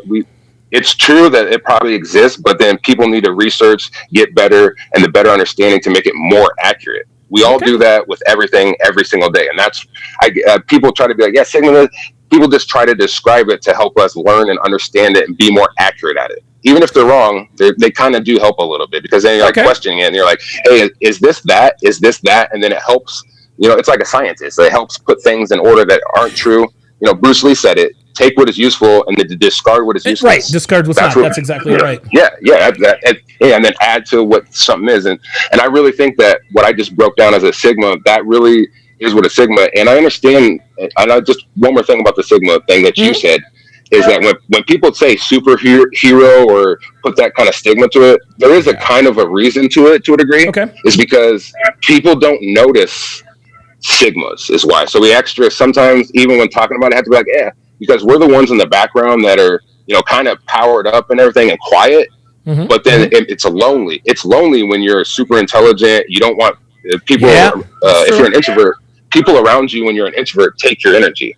That's the basis of being an introvert, is when you're around a lot of people, it doesn't matter if it's not about social. They drain your energy because you're an introvert. Right, and you only have so much emotional bandwidth as a person. Exactly. Yes, and see, and that's why I'm saying, like, it ties into everything ties in thing. Alpha, beta, like, for instance, just real quick, beta is when a person, usually to a degree, is an introvert, or they could be an extrovert, but they don't work on themselves. That's why they're beta and they get walked over in life, is because I think there are a lot of beta males out there who want to put they want the moniker of sigma because they want to. It's almost like they want to feel, well, I might not be an alpha, but I'm a sigma male. No, those guys aren't sigmas. Those guys are losers. Yes, and you're talking to a lot of people that say, oh, this isn't true. You can sense it. Whether you understand it or not, whatever personality it is, I can tell by listening to you. You can sense it. That's why you're like, you can sense that. That's true. Like, so the thing is like, betas are followers, Yes. like that, their personality. So whatever personality they are, if they don't work on themselves, then they become followers. And with the problem with nowadays is that followers are trying to be leaders. It's that's Jesus, the man, you got biggest that problem right. we have in the world. Yeah. Biggest problem we have in the world. Followers are trying to be leaders, and then it messes everybody up. And then the greedy people are like, "Yeah, we'll take advantage of that," and then we'll Right. just take those followers and spit them, spit them in Minnesota or spit them over Yeah. here, like, yeah. Let me ask you. Look, how. let me listen, man. Let me ask you one last question. And I know you're not a doctor and you're not giving me advice, but you've watched a lot of my videos. Are you, and in your opinion, do you think I have ADHD, or what's your take? Just because you're not around me 24/7, but I've got like 3,000 videos out there, so you can probably, maybe not the full picture, you can probably get some handle on what my personality may or may not be like. What's your opinion on that? So it's funny you asked me. I always wondered if I wanted this to guess or have you say it, like find out what you were. But I'm gonna guess that. So let me actually. I have a question before I answer this. This is a question I was gonna ask you. You asked me that. I need to ask you this. Okay. Do you think you're an introvert? Do you think you're an introvert or an extrovert? I'm definitely an extrovert. Okay. Okay. Oh, you said that. So do you think? Let me add a little variance. Okay. Do you think you could be? Do you think you could be an introvert that's more extroverted? An introvert that's more extroverted. No, I don't. Well, I'll put it to you this way. Anytime, and I mean everywhere, whether I'm shopping or traveling, I always talk to people. It could be like I could be in the grocery line, dude. I remember years ago I was at the post office. It was freezing cold, and there's a bunch of people in there freezing. And I remember thinking, "Oh my God, it's so cold outside. I can't even feel my emotions." And everybody I was just trying to sort of lighten the lighten the mood, lighten the load a little bit. I don't feel compelled to speak everywhere I am, but for whatever reason, I just feel this. I feel this natural desire to communicate with, because I'm very, and I guess that's probably a feminine part of my personality is that, we always say men are interested in things, women are interested in people. I'm interested in things, but I'm also fascinated with people. I like to and it's weird because when you observe people, you try to figure out, who they are, what they do, why they say or do what they say. So I guess the short answer to your question is I don't think so, but I might be an introvert that's extroverted. Okay. So I am gonna say this. You might be an INFJ. You might be an INFJ. What is that? Or it's a introverted intuition, which means introverted intuition is the first function. Extroverted feeling is the second function. Okay. Introverted thinking is the third function, and the last function is extroverted sensing. Let me because I said that, it just brought me up. I'm sorry. Do you ever have keys? Do you ever misplace your keys and you just had it a moment before and I placed it over here, or some kind of object? Yeah. Or some kind of object, and then you're like, I just tried to put that in my memory, or I was gonna. Yes. So you have that to a degree. Yes. Okay. So I think you might be an INFJ. I mean, that's my personality too. I've always sensed that you might be. That's why I asked. And an INFJ is the most extroverted of the introverts. Oh, that's why I asked that question before. So the INFJs are the most extroverted of the introverts. I mean, dude, I've been an extrovert my entire life. The only thing before I started getting into fights at school, the only thing I used to get in trouble in class for was talking. I just obviously I like to talk, but I'm definitely going to take this personality test because I've really, and it's interesting, when you talk to doctors and therapists here in the 2020s, they don't really have the same understanding, or at least they can't really tap into that as we do. We understand in this community, and we're no smarter or dumber than anybody else, but by the same token, we keep it real over here. If a guy were to hire a therapist, hey, my wife cheated on me, what do I do? The therapist is going to say, brother, you need to let it go. She's with you now, blah, blah, blah, blah, blah. We all know that is absolutely not what you should be doing. So, but by the same token, they do have some sort of cerebral knowledge that could help us, if that makes sense. Yeah. So just one more last question on this. Sure. Do you because I know what MLD's personality is. Mm-hmm. When you met MLD or when you talk to him, does he seem like he's similar to you? In ways, but not completely. And Okay, I think, cool. yeah, I think I'm definitely, I think let's say MLD and I were in a crowded room, whatever the case may be. I would probably be the first to talk to somebody in a situation. I'm sure that there have been, social experimental tests in terms of that. But I do know, I've known MLD for a while. Him and I do have similarities, but I wouldn't say that we're exactly the same. So I think you're either, and I thought you were an extrovert too, but I couldn't tell because of you're like a loner, a streamer to a degree, and I know you obviously socialize and go out and do certain things. Yeah, and I can tell you're obviously talkative too. So maybe you're an ENFP. MLD is an ENFJ. Okay. So whenever you get to the test and I will tell you this. I will tell you this, Jethro. There might actually be something to what you're saying, because while I am an extrovert, I'm at a point in my life now, I don't seek social situations.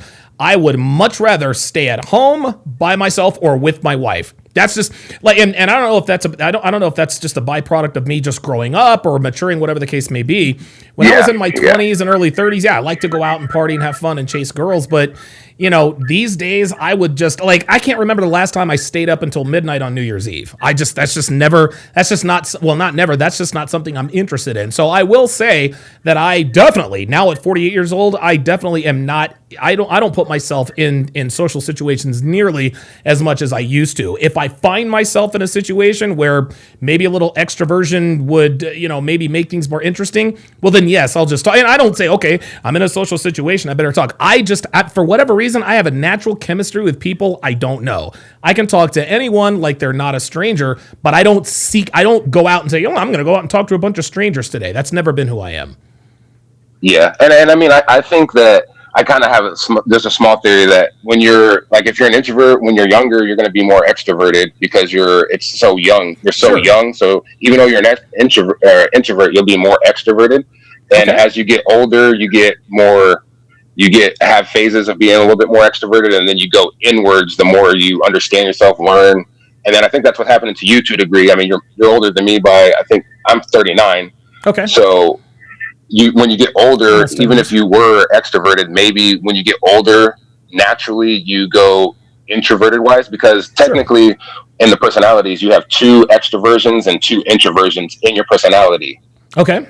So it's 2 introversions. So everybody has two extroversions and 2 introversions. Now it's what makes you an introvert is if the first function is introverted or if the first function is extroverted. That's what makes you extroverted or introverted. That's what that personality test will reveal to me.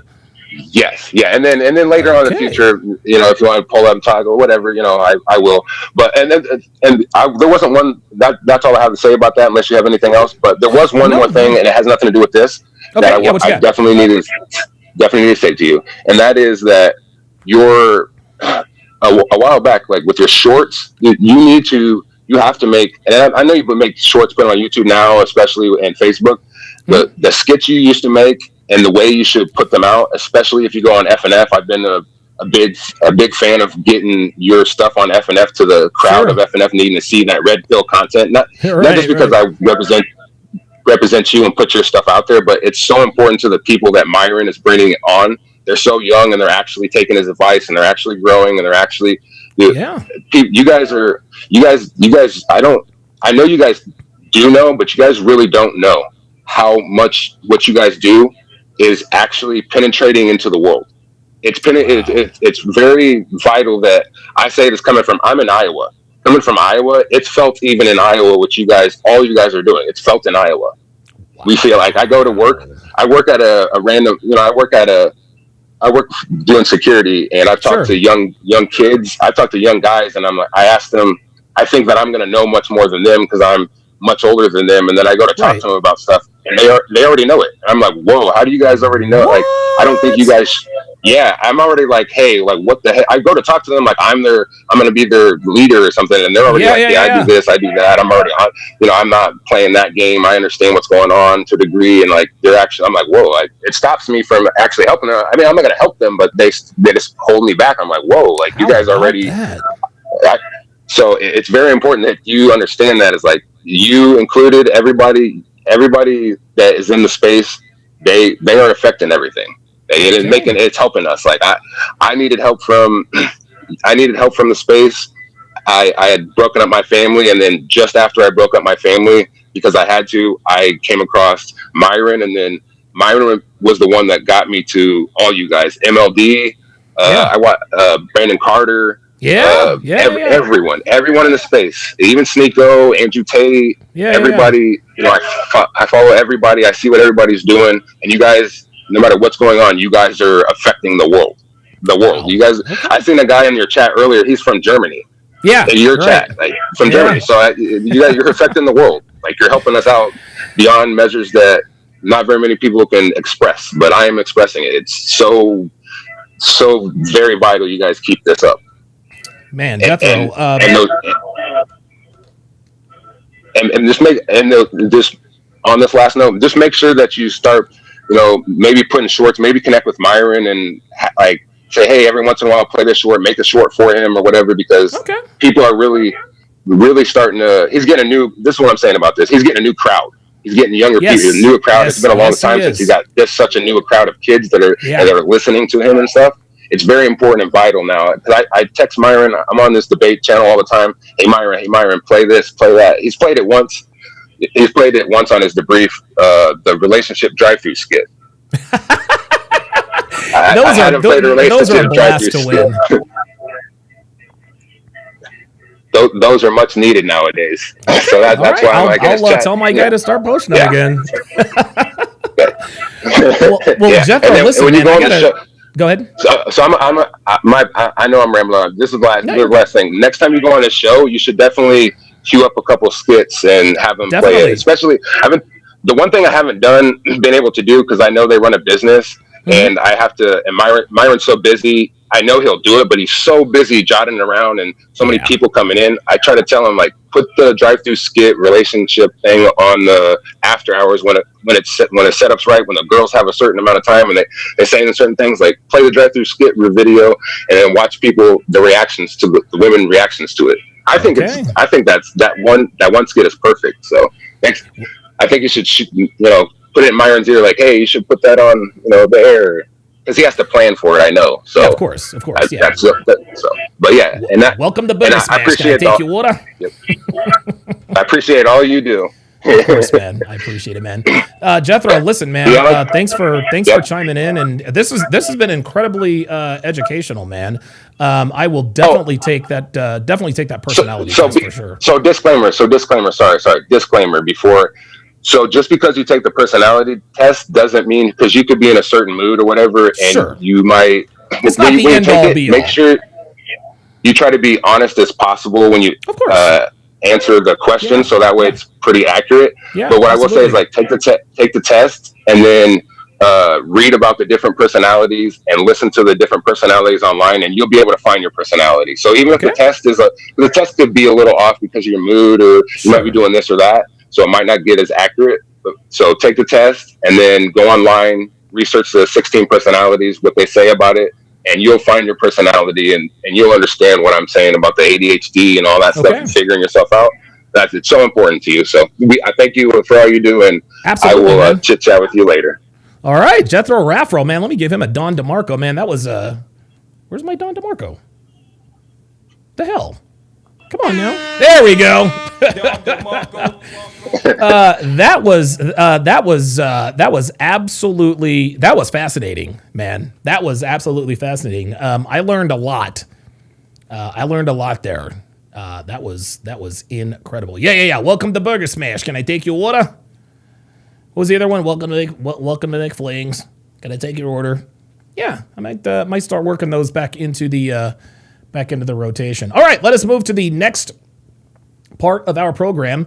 And again, guys, if you guys want to pull up, if you have anything to say, anything to add, subtract, multiply, divide, whatever the case may be, make sure you hit the pull up link. It is now pinned in the chat. What we're going to do now is we are going to react to a loyalty test by Jack TV, but I know that people have been getting not copyright strikes, but copyright sharing revenue, whatever. I don't mind doing that, but I also want to keep my channel legal. I am still one of the last RP channels here that are still monetized, and hopefully I can keep it that way. So I'm going to, you guys can see I've got the watermark up here, and I've got the disclaimer down there. So the title of this one is, will his, quote, hairstylist girlfriend cheat and do more than hair? And away we go. Welcome back to another episode on Jack TV. Today we're helping Bryce figure out if his girlfriend was truly loyal to him or not. I lost my job recently, and I feel like since... Oh boy. I lost my job recently. Okay. Now, I know a lot of you guys will say, yes, if you lose your job, your woman is going to leave. It really, it depends. It depends on the situation. It depends on the situation.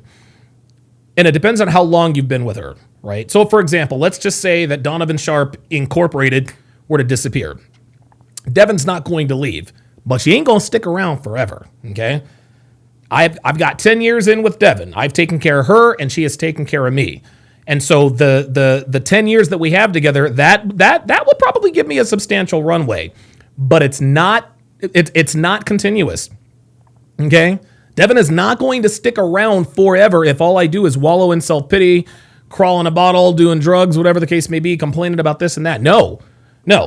Devin knows that I got to where I'm at because of my, well, now non-existent personality, because of my personality, my hard work, my hard work, et cetera.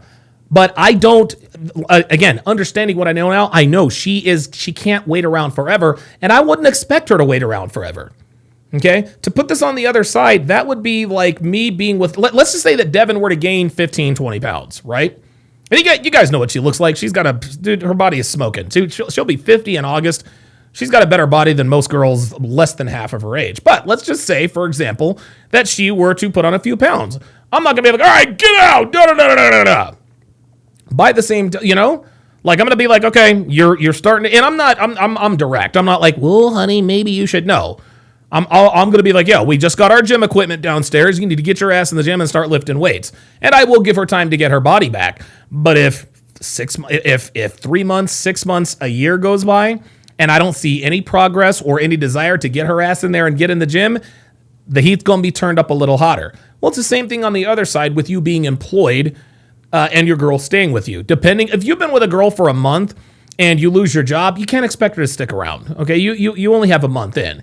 But if you've been with a girl for a year and a half, maybe 2 years, and maybe you've fallen on hard times, she'll give you time to get yourself together, but she's not going to give you forever. Just understand that that's never going to be the case. I'm not able to provide the same way I was able to provide on my last job. See? That she might step out on me. You just think your girlfriend with you for bread. Basically. Bryce actually believes his girl might consider leaving him because of his financial situation. So if there's even a chance he's right, pretending that this is our decoy's luxurious house will tell us everything we need to know about her. Yeah, I'm gonna go out on a limb here and say, yeah, it's going to make a difference. He gonna be the one putting your girlfriend to the test today. Of course, don't be, too touchy. You know what I'm saying? Like, there it is. Don't be too touchy. So he wants his girl to be taken. He wants his girl to be tested, but not really. Guys, when guys on these loyalty tests say, hey, look, don't be too touchy. Don't try to do this, that, the other. This means he knows she's going to fail. He knows she's going to fail, and he's afraid she's going to fail. Okay? But sometimes guys are like, hey, do whatever you have to do. Not that they're not afraid she's going to fail, but they really want to know if she's loyal. This guy saying, hey, handle it with kid gloves. Don't try and do nothing. He's looking for an excuse to keep her. Okay? It's something that you understand inherently about guys like this. All right, I want to put my girl to a loyalty test, but don't get too handsy. Don't try to kiss her. Don't try to smash her. Well, bro, like, do you want us to test her or don't you? Okay? Guys like this don't really want to know the truth. They just want it on camera that she, quote, passed the loyalty test. Because I'll tell you this, a lot of times these girls sort of figure out halfway, okay, this is a loyalty test. And then they even ask at the end, this was a loyalty test, wasn't it? Yeah, it was. That doesn't solve anything. This guy appears to not really want to know if his girl is loyal or not. He wants to know if she appears to be loyal. This is the same difference as people who want to be right and those who want to get it right. This guy doesn't want to get it right. He wants to be right. He's looking for any excuse that he can to stay with his girlfriend, who is probably definitely cheating on him. I don't know if she going, bro. That's gonna be crazy, but I guess just no touching. Yeah, just doing enough so I can see, and then that's when. You know what I'm saying? But I mean, I definitely want you to find out.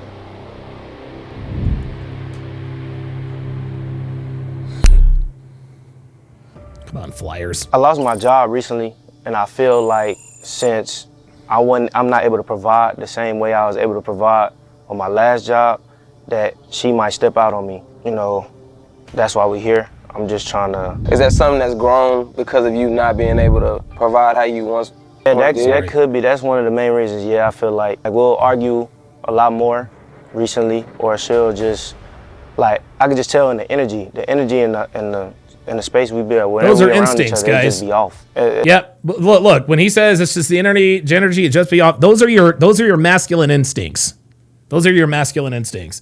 Legend says, let him go all the way if you're going to do it. Yeah, he wants to do it, but he doesn't want. I don't think this guy wants the truth. To sum it all up, whenever things get short, or whenever I say, oh, I can't, as far as finances, it's always oh, you never can't. And then I just ain't been even getting that same love, affection. I don't know. It could be one of her clients. Maybe she possibly mess around with one of her clients because stuff ain't good at home. So, not to cut you off, bro, other than you losing your job, have you ever had any other signs of her being disloyal? Have you ever had to worry about her stepping out? She'll come home late. That's one of my biggest things. I'll be like, where you at? And she'll be like, oh, I'm doing hair. She'll always keep me up to date. But now we arguing so much with the bills and shit going on, she'll be like, oh, well, I'm busy. I'm doing hair since you can't make it. You know what I'm saying? All right, so this Dino. He gonna be the one putting your girlfriend to the test today. So in a few moments, we're gonna actually give her a call, make sure she's still coming. If you wanna go ahead and discuss any do's or don'ts with him, you can do that now. So when he's conducting the test, there's no miscommunication. Well, I mean, Guys, I'm going to make a quick announcement, and I guess I should have figured this out. I'm not going to be able to get to the Pearl debate because I'm going to be going live with Tommy Sotomayor and a couple of other people on the Corey Holcomb, Anton Daniel situation. But I will definitely do it tomorrow. Stay tuned. Of course, don't be, you know what I'm saying, too touchy. You know what I'm saying? There it is. See, he doesn't want the truth. I mean, he don't want the truth. I don't know if she going, bro. That's gonna be crazy, but see, if she going, bro, that's gonna be crazy. He can't. You guys can already see that he can't mentally handle it. This guy wants the truth, but he doesn't really want to know the truth. Saying, but once you make the advancement, she decline it. Don't try to make her fail. You know what I'm saying? Just, don't try, guys. No, bruh. Don't try to make her fail. Yeah, this is going to be all bad. This guy doesn't want the truth. This guy does not want the truth, guys. He don't want the truth, man. Okay? He says, don't try to make her fail. Then why test her? So what this guy is saying, okay, well, if she shit tests you one time, don't pass the shit test. Don't pass the shit test, and we're good to go. He's wanting her to have the appearance of loyalty with some sort of light test. Hey, can I get your number? No. Okay, cool. Test over. No, it don't work that way. Only the true assassins, the true diabolicals, the true players, dude, they swat away all that low-level shit test, all those low-level shit tests. Basically, he wants a decoy who's not really going to push her. He says, don't try to make her fail. Bro, that's what they're trying to do. I'm saying you feel what I'm saying? Just don't try to make her fail. I hate when people say that. Don't try to make her fail. That's what I just don't be understanding. Yep. When people be like, don't keep on forcing the issue. I mean, that's what you doing it for. That's what loyalty tells you. You're trying to get it out of her. If your girl is truly loyal, no matter how many times he reiterate, do you want to do this with me? You want to do that with me? She should always say no. I don't care if it's Right. And what this guy doesn't understand is that when is that when guys with game approach these girls, guys, I'm telling you right now, guys with game, when I used to run out and holler, dude, no girl ever said, hey, hi, I'm Alex. Ooh, let me give you my phone number. That does not happen.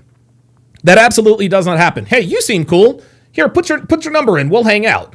Every once in a while, they'll do it on the first try. Most of the time, they'll shit test you. I have a boyfriend, blah, blah, blah, blah, blah. Okay? Guys like I used to be, we used to push through that. Those are the guys that will cause your girlfriend to cheat. Those are the guys. Okay? Jay Blaze in the chat says he wants to be lied to. Absolutely. This guy does not want the truth. He wants the appearance of the truth. He already knows. 10,000 times because she know right from wrong. It only take one for her to be this loyal, right? That's true. That is true. So don't try to see what I'm saying. It's not me saying like, you know, you can still. Do you guys see how nervous he is? Do you guys see how nervous he is? He has a feeling that his girl is going to fail this loyalty test. So it's almost like he's trying to rig the game so that she doesn't fail. Well, don't try to make her fail. Nah, bro. That's why you're here, my guy. Stop it whenever you want to. That is my advice to you. Like at the end. There it is. King Life says good lies. Absolutely. You guys remember the Kevin Samuels theme song by Vividri, Your Good Lies? Listen to the words. Listen to the words. That's what this guy wants. He wants his girl to keep telling him those good lies so that he can continue being in the dark. He doesn't want the truth. At the end of the day, if you with somebody and they truly loyal, it don't matter how many times I try to feed you some bullshit, you should already just be like, no, I don't want it. So he gonna do his job. Either that, or if a girl really, and girls know when dudes are hitting on them, if they're in a situation where they're like, okay, I need to get, they will remove themselves from the situation. And look at this guy. You can already see how afraid he is to get the truth. And you're gonna be watching, and then you can just decide whether or not, you know what I'm saying, you want to interrupt, but he gonna do that. Like even if she. Yeah, I'm gonna put the link. I'll put the link to. I'm gonna put the link to the show. Tommy also gave me permission to live stream it here, so I'll do it here and there. So yeah, I'll get you guys. Say no. She for you, bro. She ain't going, dog. If you ask her 2 times, and then you turn around and ask her 3 times, ain't no difference. It's 2 times, 3 times. Yep. Only take one. No. Yeah, no means no. In every language. Okay. Yeah, King Life says, let's be honest, this man's demeanor already tells you it's over. Her man will show you her man will show you the truth about her. Yes, he will.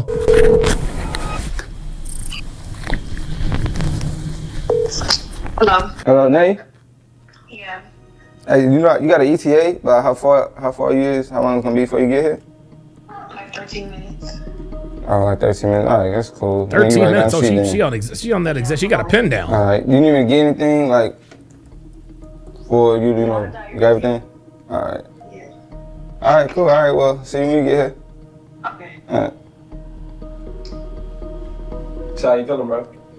I mean, it is what it is. I mean, we about to see. I mean, trying to put it to the test, so I feel alright right now, I guess.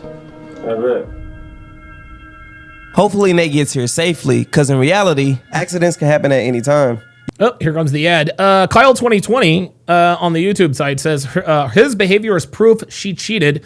This is the guy who gets cheated on. Absolutely.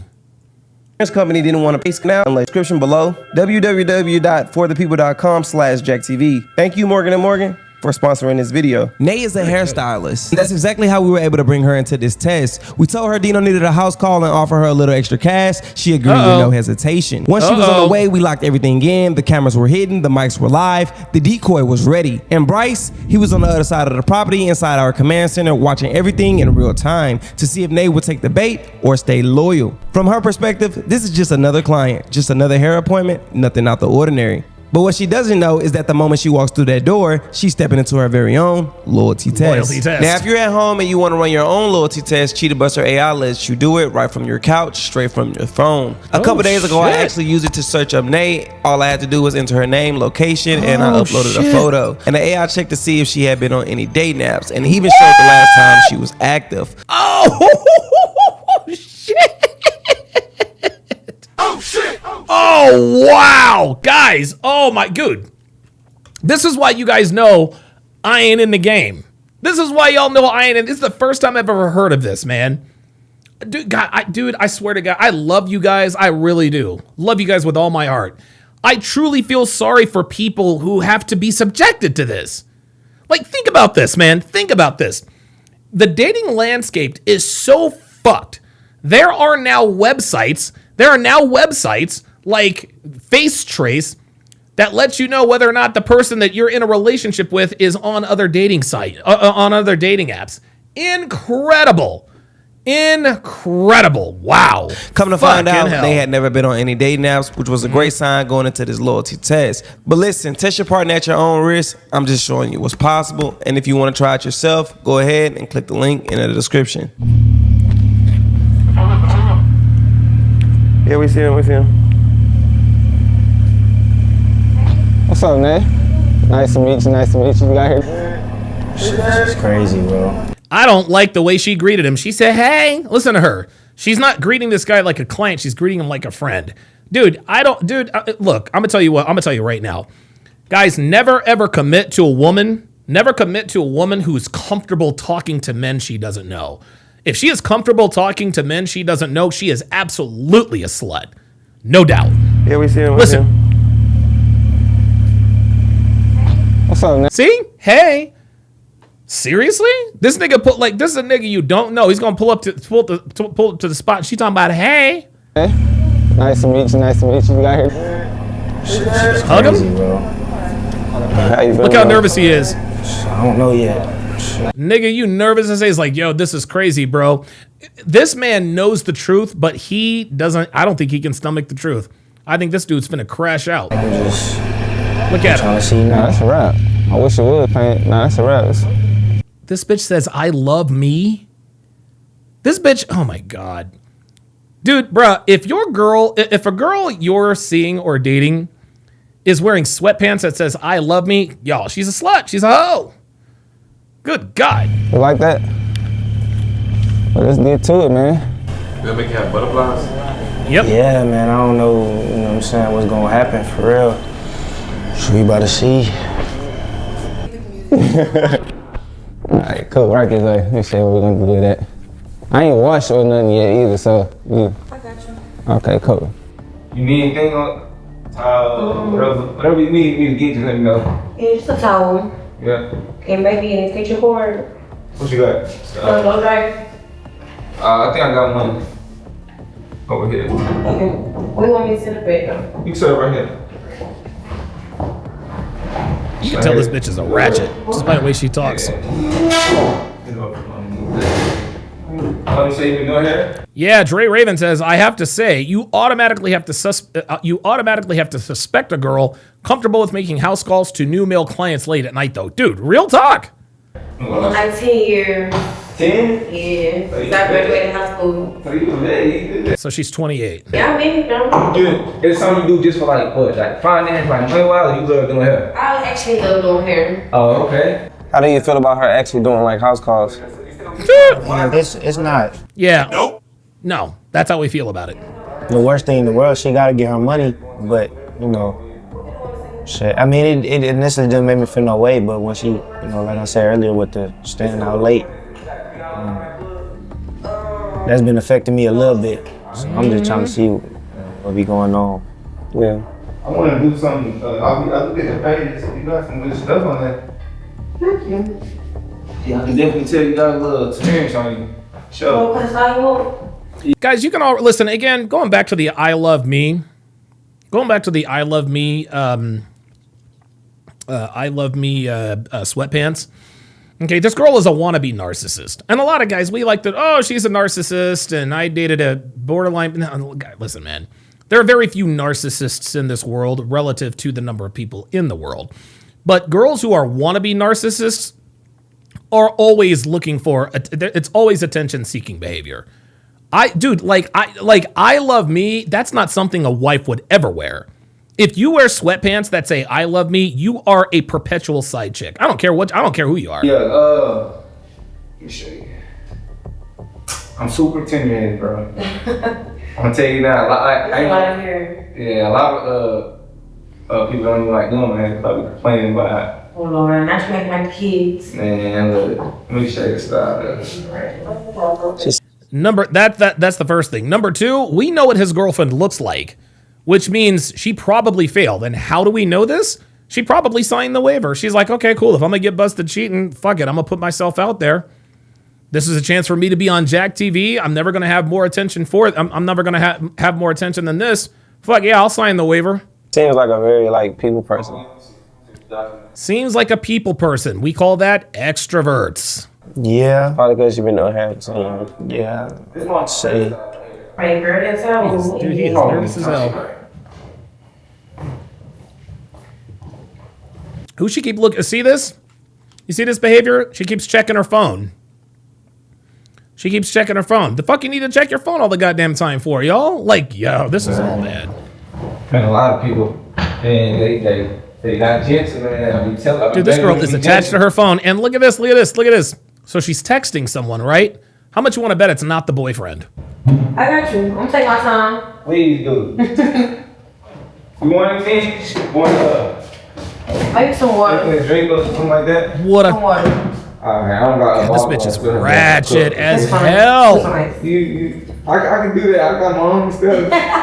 You come, Hey, break yourself on. My bad. I know I should have. I could have tightened up a little bit. We have my workspace. Alright, but let me get a top. At a live feed chopping. You the one that can. Not only that, look how she's dressed. She came to this appointment in a midriff.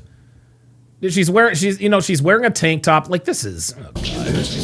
I don't even like hot water though. Okay, that's right. You like it. Yeah, that's good. Let me get the shirt you want. It's good. Oh yeah. Like the kind of voice that this black woman has. She has this is gonna be bad. I'm gonna tell you what, man. God damn, we got smoked by the Hornets. What the hell happened? The fuck? How the hell were we down 50 at halftime? It is a rough time for Philly sports fans lately. Sorry about that. I lost my train of thought. Let me just continue. Yeah. You sure you want to do it here though? Oh, she looks like she has the type of voice. She has the type of voice of a black woman who has really bad breath. Seems fine. What else would you rather? I mean, it don't matter. I think it's the most accessible. Yeah. Oh my God, dude. Yo. This bitch is a hood rat, my nigga. Like, this bitch is hood rat. Yo, Snow Demi says you can hear the Section 8. Fam. Yo, hold up. Yeah, that's what I'm hearing. Holy God. Holy moly. Boy, this bitch is ghetto. Rock out here, we can do that. Come on. Alright, let's do it. You got a shop? Well, I work in a shop. I had my own shop though for like 7 years. For like 7 years. I got tired of it, and people was good. Yeah. People was getting too comfortable. Yeah, I also was getting comfortable in the business, so I just had to start this. Somebody in the shop? In my own shop. Like, I was never smoking there and stuff, and just got too comfortable. You got kicked out your shop game? No, I didn't get kicked out. Actually, it was a hurricane, and the water head went out at the shop, and it was like out for like 2 weeks. Yeah, King Life says, is she wearing a bra? Nope. Wants to pay for it. I don't remember. Deadpool says, I can smell the government cheese through my phone. Hey, man. Hey. Government cheese sustained me as a kid, my nigga. That's real. Okay. Nah, that feel good. How you find me? Oh, somebody had sent me a page.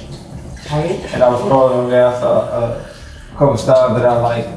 I'm like, you know what, let me give it a shot. But I always burn a lot of my styles off. Like, I'm telling you.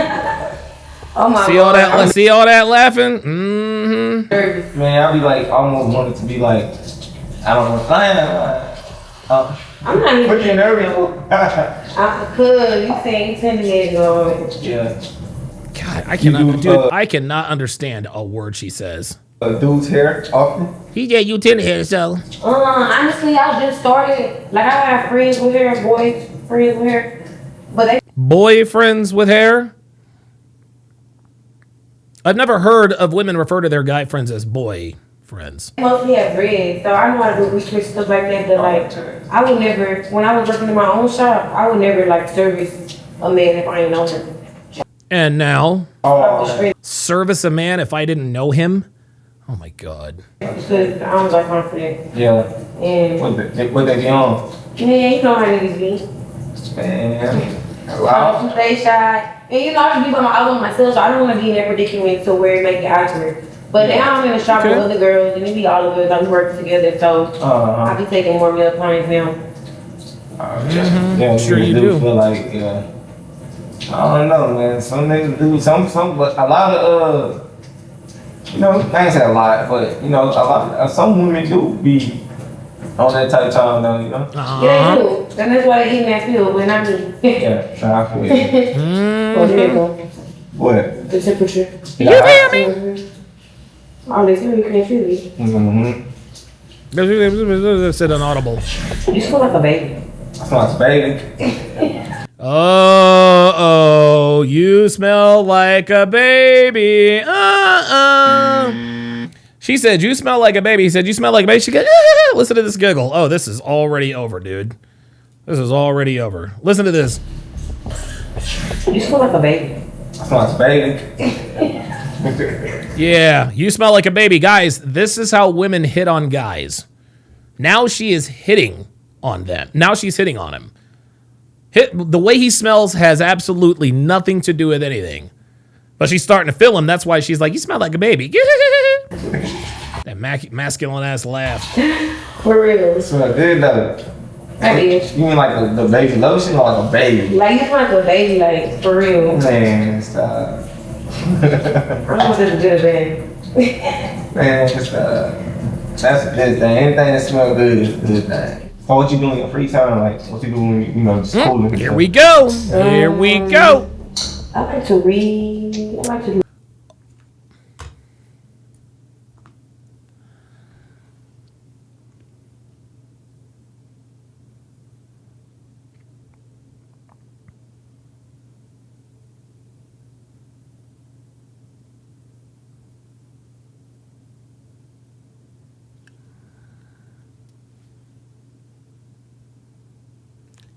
I'm sorry. Maybe my earbuds piped in the wrong sound. Maybe I misheard something. So let me rewind this so I can make sure that I heard what I thought I heard. Cool and stuff. I like to read. Yo.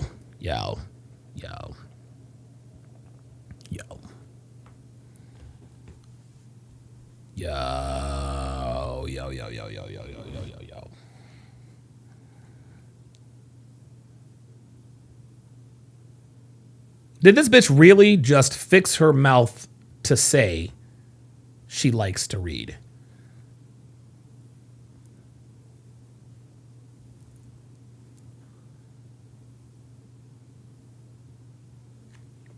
This is the equivalent. Like when I go on Fresh and Fit and we tell the girls, well, you put on makeup for the outside world. It's not fair. Well, I do put on makeup. I put on makeup for myself. Yes, but what happens if you don't leave the house? Well, I put on makeup even if I don't leave the house. Yeah, that's because you shoot OnlyFans content. Nice try, sweetie. I cannot believe this bitch literally just fixed her mouth to say that I like to read. This man asked her, what you do in your free time? The first thing that came to this bitch's mind is, I like to read. Bruh. By your powers combined, I am Captain Planet! Jesus fucking Christ. Scott Valdez says she likes to read Ebony Magazine. My guy, she probably can't even spell Ebony or magazine. Oh my God. I like to do research on stuff. Like on read. what? Yeah, What you be reading? I like to read all type of books. Right. Yeah. I like to read all type of books. Yeah. It's time to get a little bit more specific. What you reading now? Currently? I'm not actually reading nothing right now. Oh, I'm not reading nothing right now. Well, what do you do for fun in your free time? I like to read, really. What kind of books do you like to read? All kinds. What are you reading now? Yeah, I'm not really reading anything right now. You let a woman talk long enough, eventually they tell on themselves. Unbelievable. It took us, what, 7 seconds to figure that out? Dre Raven with the $2 super chat says, read what? Preschool picture books? Yeah, exactly. Today, but I didn't really get to get into it. Mm-hmm. But I'm not gonna tell you the topic of that book. But I'm not gonna tell you the topic of that book. Gee, I wonder why. Because there is no book. Oh my God. I swear to God, women think we're fucking dumb. The topic of that book. Why? Because. What is it? You want me to know? It must be something PG-13. Oh my God, this bitch is gonna say some shit like 50 Shades of Grey. But wait a minute, didn't she just hold up? Wait a minute. Wait. Let me just rewind this a little bit. Hold up. Because remember, she said she likes to read. He asked her what you read, and she says nothing. But now we're on the topic of a book she may be reading. Did I miss something? That's a good thing. Anything that smells good is a good thing. What you do in your free time? Like what you do when you just cooling and stuff? I like to read. Stop the I cap. like to do research on stuff. You like to read? Yeah, I like to What read. you be reading? I like to read all type of books. What's your favorite right now? What you reading currently? I'm not actually reading nothing right now. I picked up a book today, but I didn't really get to. I picked a book. I'm not reading anything right now. I actually picked up a book today, but I haven't really gotten into it. Into it. Mm-hmm. But I'm not gonna tell you the topic of that book. Bullshit. She ain't pick up Stop no the goddamn cap. book. She ain't pick up no goddamn book. She just realized that he caught her in a lie. She just realized he caught her in a lie. See, this is the difference between niggas with game and niggas with no game. A nigga with no game, well, what do you like to do for fun? Oh, I like to read. Oh, that's great. Well, my aunt likes to read, and I like to read, and da-da-da-da-da. This nigga said, you like to read? And his tone of voice told her and us, this nigga don't believe her. So he asked for further clues. What kind of books you like to read? Oh, all types. Okay, what you reading right now? Well, nothing right now, per se. So you just sat here and told this nigga that you like to read. He asked you what you're reading. You said nothing, but then you picked up a book, but now you don't want to talk about it. She's trying to save face. She just got caught in a lie. Bitch, you don't read shit. Okay? Instagram don't count. Ay. But So you know, tell me the topic of that book. why? Because. What is it? You want me to know? Dude, she ain't reading shit. She's about to tell. See, this is her plan. What she is doing is she is seizing the opportunity. She says, this nigga just caught me in a lie, but I might be able to flip this shit around because I know this nigga probably wants to smash. I guarantee you this bitch says some 50 Shades of Grey type shit. Ken Rose with the $5 super chat. Rack 1966 says she knew she had to use water but decided to wear a white top and toe bra. Yeah, that was definitely by design. It must be something PG-13 or something. It's something bad. It look like 50 Shades of Grey. Yep. No, we read or Oh. turn your face. So what is it? It ain't nothing. I really don't remember the name of it. I just picked it. Oh!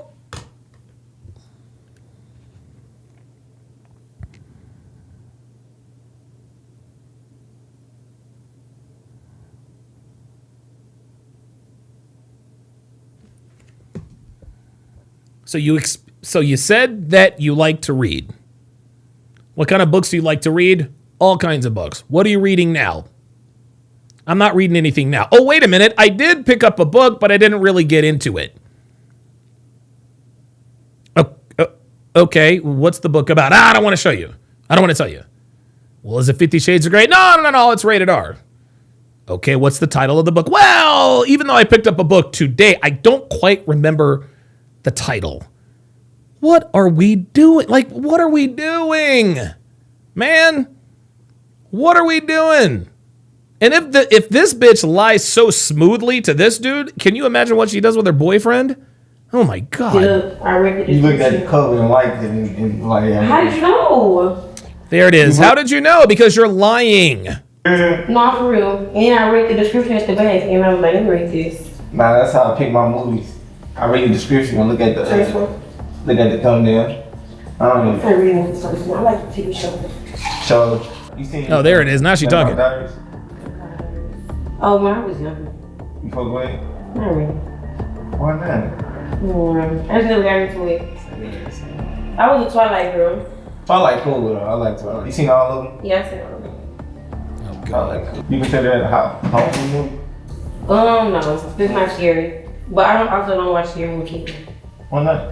Cause I mean your mind is. no, that don't mean nothing. Yes, right. No. Yes. I'm just not interested in opening that portal in my mind to think nothing else. Like, I feel like it makes your spirit. What the horror movie and stuff? Like just watching scary movies or like movies about spirits and possession and stuff like that. I don't like. Okay, so she's into so she believes in the supernatural stuff. Okay, got it. The mind can play tricks on it. The mind is the dangerous place. I don't. You know what they say though, right? What? The idle mind is the devil's playground. Idle mind is the devil's playground. Yes, sir. The idle mind is the devil's playground. Yeah. That's in flirting. Mm-mm. You know what that mean? No. Like, you know what idle mean? Like if someone's just chilling, it's Yeah. like in one spot. Right? Oh my god. Oh my god. This woman expects us to think that she knows how to read, but she doesn't know what idle hands are the devil's play. She doesn't know what that means. This nigga had to walk her through. Okay, here's what idle means. Oh my god. I feel good. Honestly, y'all, to be honest with you, this bitch might be too stupid to cheat. Like, yeah, I'm dead ass. Like, she might be too stupid to cheat. I didn't want that to be over with. Oh my god. Woo! Okay, you said the extension cord was over here? Yes. Oh, extension. I mean the plug? Yeah, plug down here. I like how you real comfortable. Make this a I mean, I do house calls, so like. Oh, okay, I feel you. And most of the times when I do house calls, people like to play, they think I'm on their time. Oh, I gotta get going. Yeah, okay, my fault. Let me hurry up and get to it. Okay, good. She doing her job for the most part. Your hair braided under her? No, I actually just cut my hair July 4th. You did what? I cut my hair. Oh, you had that hair up since July 4th. Oh no. This nigga's got a lot of hair. What made you cut it? Why y'all women be doing that? Going through some shopping. Going through some shit? Just going through. You know, mommy asking. It's alright. Life. Yeah, life be life. Yeah. When a woman talks about, I got a lot going on and life be lifing, 14 times out of 10, she's talking about niggas she's fucking. That's what it is. I got a lot going on. Has nothing to do with bills. It ain't got nothing to do with your kids. It ain't got nothing to do with Sister Williams at church. No, it had everything to do with ding-a-ling. She's talking about ding-a-ling, gentlemen. She is a ding-a-ling devotee. She is a ding-a-ling diva. And when she says life be lifing, she means life be fucking. That's all this is. A relationship problem and shit? No. Just stop the cap. Yup. Look at the look on her face. Relationship problems? No, she ain't got a problem with a relationship. She's got a problems with the nigga she's letting fuck on the side. life is silly. Dino had a chance to get personal with Nay, but she dodged the topic and quickly changed the subject. But after she spent 20 minutes combing his hair, that wall came down and the window opened back up. Yo, this girl is ugly. How you doing? Like, I just do my best. I do the best I can. Wait, what did she say? Oh, God, Jesus Christ. This girl is hideous. Oh. How you doing? Like, I just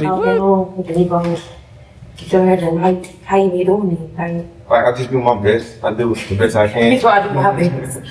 I do my best, and then You did say that we have to still do it. when I get there, I still like run through it. Yeah. Because you're supposed to twist it like how I did it. Can't twist. You can do it. I'll be able to my daughter. I do myself. Yep, daughter. Knew she had a kid. Yeah, it's good shit. I be like, there's no way you gotta be who did this. For real. She say he did it. He already know what to do. He had to remember that. Bitch got engaged on him over there. Dude, what the hell is happening? Why are you mad? Take him! Wait, what? What? Why are you mad? Wait, what? Why are you mad? Why are you the man? Take him.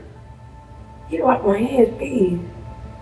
Talking about the man? Yeah, just because. Yeah, no, you don't feel like that. You got a kid with him. Look at me. I want to be in my wood. So why do you want him off your hand? Why don't I want off my hands? There it is. That's it. We knew it. That's it. This woman just sat here and told this man that she does not know that she wants somebody to take her boyfriend off her hands. Well, there we go. That's it. She wants out. Yeah, I got a kid. Like I said, I want to be with him, I would. If I wanted to be with him, I would. Talking about the baby. You talking about the baby daddy? Mm-hmm. He was young. He was doing shit. He was in love with another bitch. I was in love with another nigga. Mm-hmm. No, you weren't in love with another nigga. He was in love with another bitch, and that's why you loved him. Strong bond. Stay together, have baby. No. And right, like now, I'm not gonna lie, we be feeling like we should get back together, but only because of, like, he's a good dad. Uh-oh. So she just admitted to having talked to her ex. There you go. So she is now told us that she is in contact with the baby daddy. We be feeling like we should get back together, but only because he's being like, we should get back together. Well, I'm sorry. What kind of communication is involved where he's talking about we should get back together? like he's a good dad. Oh, he's a good dad, huh? Like, I'm always with him. I'ma always be with him. Oh my God. Gentlemen, this woman just admitted to still fucking the baby daddy. This woman just admitted to fucking the baby daddy. He's a good dad, and I'ma always be with him. This is why you don't date single mothers, guys. I just know they might not appreciate it and everything. I don't know. Even if I was to be with him, we've heard of me. But I'm not doing it either because Mama did that for me and my dad. And I just would rather them be happy versus faking it. Cause it still turned out a shit show, you know? Yeah. You know? Don't have that, you talking about something, you don't feel it. Because women is more, you feel me? I'm not More emotional. I'm not the typical. Nah, but you still. Of course you're not the typical woman. Oh. Right. I'm not the typical woman. There she goes. I'm not the typical woman. I swear to God, all bitches think they're special. What's a typical woman, you think? Describe the typical woman. Well, I think it can be done. But just talk to me like a water on me. I ain't saying that. I'm talking about when it comes to emotions. Like, I feel like all women function the same. I mean, some. I feel like still right now, I would be fucked up, maybe not fucked up, like crying and shit. But I be thinking about it, but they still don't make me want to be with him. You be thinking about crying? No, I'm saying I be thinking about it now. Finally moved on. There it is. There it is. See that? She's still hung up on the baby daddy. Moved on. For real? But that's still not enough to make me want to be with him. So even when he was with the girl, I took it for what it was. Be happy. Then she did that weird ass shit. And I was kind of pissed off because I couldn't remember that much. See? No, I was mad because This is funny. She's not talking about her boyfriend. She's talking about her baby daddy. Incredible.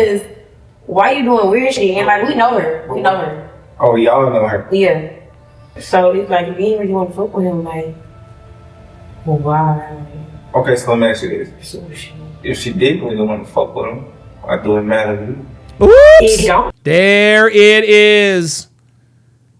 matter to me. I'm just saying, like, No, it does matter to you. That's why you're talking about your relationship with your baby daddy to a random stranger. Ay, ay, ay. she got engaged on him. So, That's a lie. what that mean either? He wasn't really fucking with her. Okay, So you care that much about him. so again, there it is. See? I shared his feelings with her, yes, because he was trying to get over me. He found somebody to get over me, and then Hey, you mad she that go did some like that the girl he took? Come on, gang. what? It's emotions there. No, he's You're not. emotionally tied. No, I'm not. Yes, Yes, she is. No. She is, and you can tell she is You can tell she is because she's laughing. You got a baby from her. No. If we was much that time, I would be with him off the trip today. He ain't do you bad. That was. He did. Fuck. He did do me bad. So we're not together.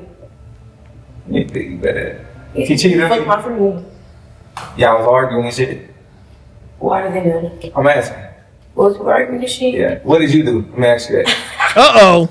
Me, because the nigga was doing it. And that's why he did that? Because he was doing you? There it is. He doing it. Tell the truth. See, I cheated on him, and then he cheated on me, and now I have a problem with it. Like, honest to God. Honest to You God. didn't start it.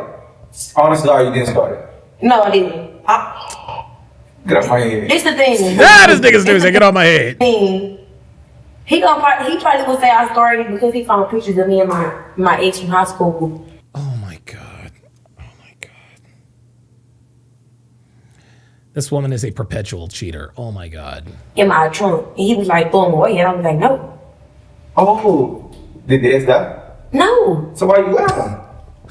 I was in love with him. Was in love with him? Oh my God. So you don't think he was wrong for telling you that? Well, I couldn't get over my ex, I'm not gonna lie. Like, he was my first. So I couldn't get over was. him. And I also had it back in my mind, like, that we probably was still gonna be together if they could get fight together. So when I was looking at my baby daddy, of course, before he my baby daddy, like, it was just some cool shit, and we had to do birthday, like, all of our friends, we were just all spending that together and shit. So it was like just cool for me. And I, like I said, I still knew he was like fucked up over his ex. So, like I said, we really just stayed together. Like, I didn't stay together. And so I got tired of it like that. No. Until I got tired of it. Translation, found a new dingling. What? Love him, gang. It's okay. I don't have a problem saying that. I love him, yes, but was I ever in love with him? Was not. Oh my God. There it is. This nigga didn't even try to make her fail the loyalty test. He did it anyway. This is crazy. He's like, so you do love this nigga. Don't say that. It was trying to call my friends right now. I gotta lie to you. The fuck? Bro. That's why. So you gonna sit here and tell me you was not in love with him? I was it. I cried my whole pregnancy. And I found out my first, I don't know a day apart. Yeah, you said what's the day apart? Me and my first babies, like our kids are a day apart. Oh my God. Oh my God. Look at the look on this nigga's face. Fucked up, cause I was like, crazy about nigga. I don't want to be crazy about my ex. But you know what? So when y'all down there doing what y'all do, you know what's coming out of that? Or possibility? Good. Do you see her smiling? Do you see her smiling? And oh, now she's making the excuse. I was young. Oh, I was young. What the fuck? Don't blame age, man. I'm blaming age. Don't blame age. Yes. Age ain't got a conscience. You do. You lay down there. Y'all was in there doing what you was doing. And while y'all doing that shit, you'll be allowed to tell me you wasn't like, I love you. See that? What fuck you? See that? See that? She's like, fuck you. Translation, you were correct. And he say I love you too. Yeah. Yeah. That's it, so. See? That's a real thing for real. No, it is. Okay, let me ask you this then. You still love your ex? That's a yes. That's a yes. That's silence. There it is. There it is. Dude, honestly, at this point, the decoy isn't even going to try to get her to cheat. He's just going to get her to tell on herself. Look at this. Look at this. Look at this. Look at this micro expression. Wow, look at this. The silence. There you go. You see the look on her face? You see the look on her face, gentlemen? That is the look of confirmation. That is the look of inevitability. Dr. B84 with the $5 super chat says you might want to release the English version of this advanced nigga ease. Bruh, I don't even think I can translate this. But this look right here shows us, yep, she still loves her ex. You don't know. No, I have love for him, but would I be hearing after that still? No, because he ain't doing shit. But yes, I do feel like another nigga cannot love me like how he did. You know, this is your first, right? Yeah. You got one in the hospital? 8th grade. There it is. Oh, 8th grade? 2 to 3. And to this day, you still feel like that? I feel like what? That nobody can love you like he did? Yeah, I feel like it. That was some good. Can't nobody love me like he did. Translation, I will never love another man like I love him. That ain't got nothing to do with the way he treats her and everything to do with the way she feels about him. Good love, wouldn't it? Yeah. You gonna check on him and do checkups and shit? Well, I'm not gonna lie, he just got out of jail probably like a year ago at this point. But when he was in jail, we did talk, and I made sure he had money to look and shit. Alright, so let me ask you this. There it is. Baby daddy goes to jail. She made sure he had money. She made sure he had money on the books. Oh my God. Ken Rose has gifted one Donovan Sharp membership.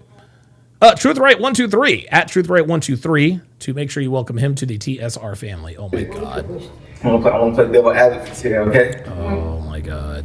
If they fought each other right now, who's gonna win? Baby daddy. Baby daddy. If they fought each other right now? Look, you want to know why he's laughing? There it is. Why they gonna make me daddy? I don't know. There it is. Ooh, that is some next level shit. This is some next level shit. I have never ever thought of asking a woman that question. You ask a woman, who would win in a fight? The nigga you with or the baby daddy? Whoever she chooses is the nigga she wants the most. Unbelievable. BC Method with the $5 super chat says, bro, I did not see it going this way. He just had to let her talk. That was a straight up Uno reverse with the fuckery. That's what I'm saying. Holy cannoli. Jesus. I don't know. I really don't know. No, yeah, you know. I got so much anger to it. I mean, she didn't necessarily say, she didn't mention me though. So, yeah. See that? Yeah, like she didn't mention it. Yeah. So, I don't know. I mean, you just keep going and see. Nate started admitting that she still loves her ex and even reminisce on the good times they had. Now remember, Bryce is watching all of this in real time, but instead of reacting or saying much, he stayed quiet, and that silence says a lot. As they got more personal, we actually uncovered things that Bryce really needs to talk to her about after this test is over. The hair braiding took a long time, but the conversation felt more like a safe space, the kind you get in any salon or barbershop, and that's normal. Yeah. She was emotionally honest. But then, towards the end, Dino finally started shooting the shot for real, and that's where things get interesting. What time? You got time? 10. It's taking longer than expected, huh? I told you it's not gonna be easy. Yeah, you got a lot of hair. Who you got at home? You got a boyfriend at home, huh? Yeah. You don't be tripping about you coming in this late? Well, he ain't not working. Oh, you respect it? And now he does. You say he should be? He should be. He should be used to going out, being out this late. Going out. I'm working. Yeah, but he don't know me. He don't need my time. Yeah. Ooh. What? My faces? Told y'all tender-headed as fuck. Alright, so it'll be like that when you get to the end. You gonna go straight home or what? What you got going? Yeah, I'm gonna go home. You can stay, chill out, take a break. Stay well. Stay here. I mean, I ain't got nothing to do, I'm just cooling. Oh, no, I can't do it. Why not? I gotta go for a swim in. That was good. Uh-huh. He ain't gonna know when you're done, though. He got my location, my show. How long y'all been together? For like 2 years. These are shit tests, guys. These are shit tests. About 2 years, that's good. Still kind of on the new side, though. Yeah, y'all still in the honeymoon phase. Oh, my God. Well, we are honeymooning. Oh, you happy? I'm happy. That's good, yeah. That's good. Trying to find something like that, man. It'll come to you one day. Could be. You said one day? Not today. Why not today? She said not today. Not with me. She shutting that shit down, bro. Yep, she shutting it down. Yeah, I say. They all say. Yeah, you never know, though. until you know. You know what I mean? Until I know. Yeah. I ain't trying to know. Okay. I know what I got at home. What you think? Yeah. I respect that though. I'm just saying, that's my office stance. You ever want to get out, chill out, get away from home? Like you said, you work a lot. You don't really got much time for yourself like that no more. Oh, shit. What you do for? Oh, there it is. There it is. There it is. What you do for work, that's a fail. That's it. Why else would she be interested in what she does, what he does for work if she weren't interested? He kept on, no, I got a man, he's got my location, blah, blah, blah, blah, blah. I hope you find it someday, blah, blah, blah, blah, blah. He's like, well, you know, my offer stands. Okay, well, what do you do for work? I went to like stocks and stuff. I do a lot of trading and got a little real estate.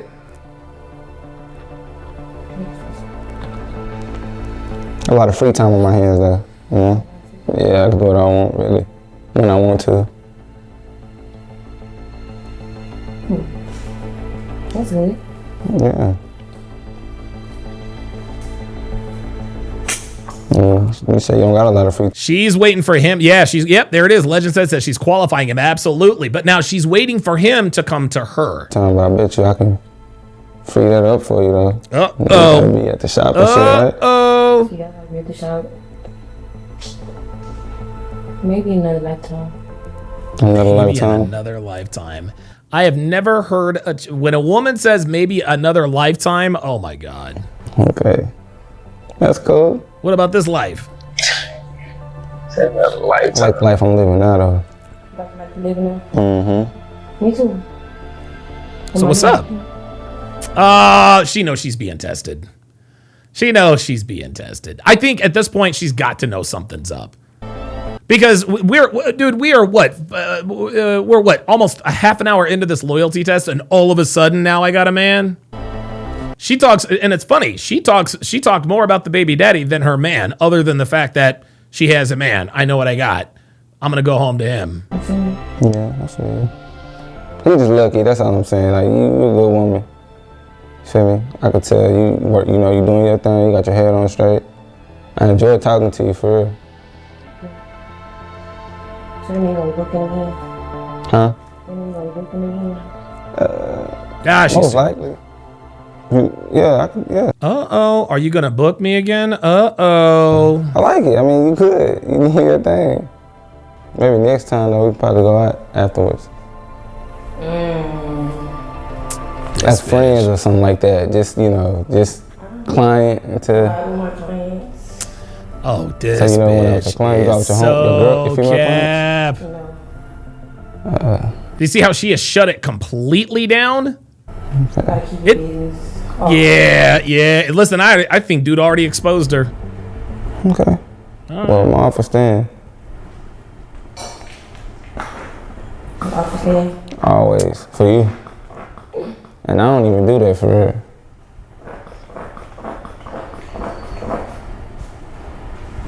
What's that she's putting in his You hair? want to think about it? Let me know. You nothing to think about. Okay. I already told you.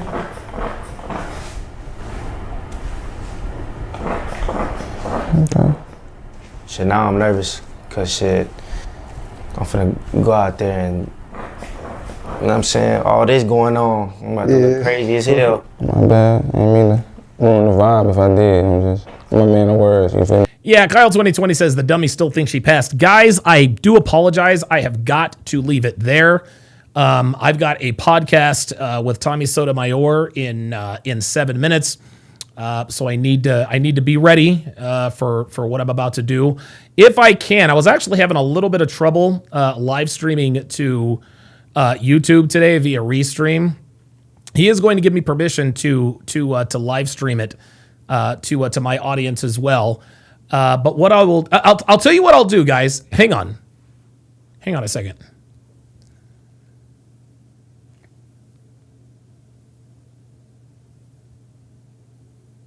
I'll tell you what. If you guys want the, it should be on his channel X. What is it, Tommy Sotomayor X?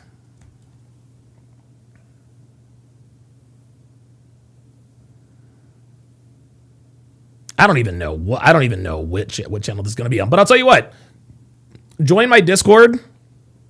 I don't have the link yet, but join my Discord and I'll put the link there. Because all I have is the StreamYard link. I don't actually have the video link. All right, guys.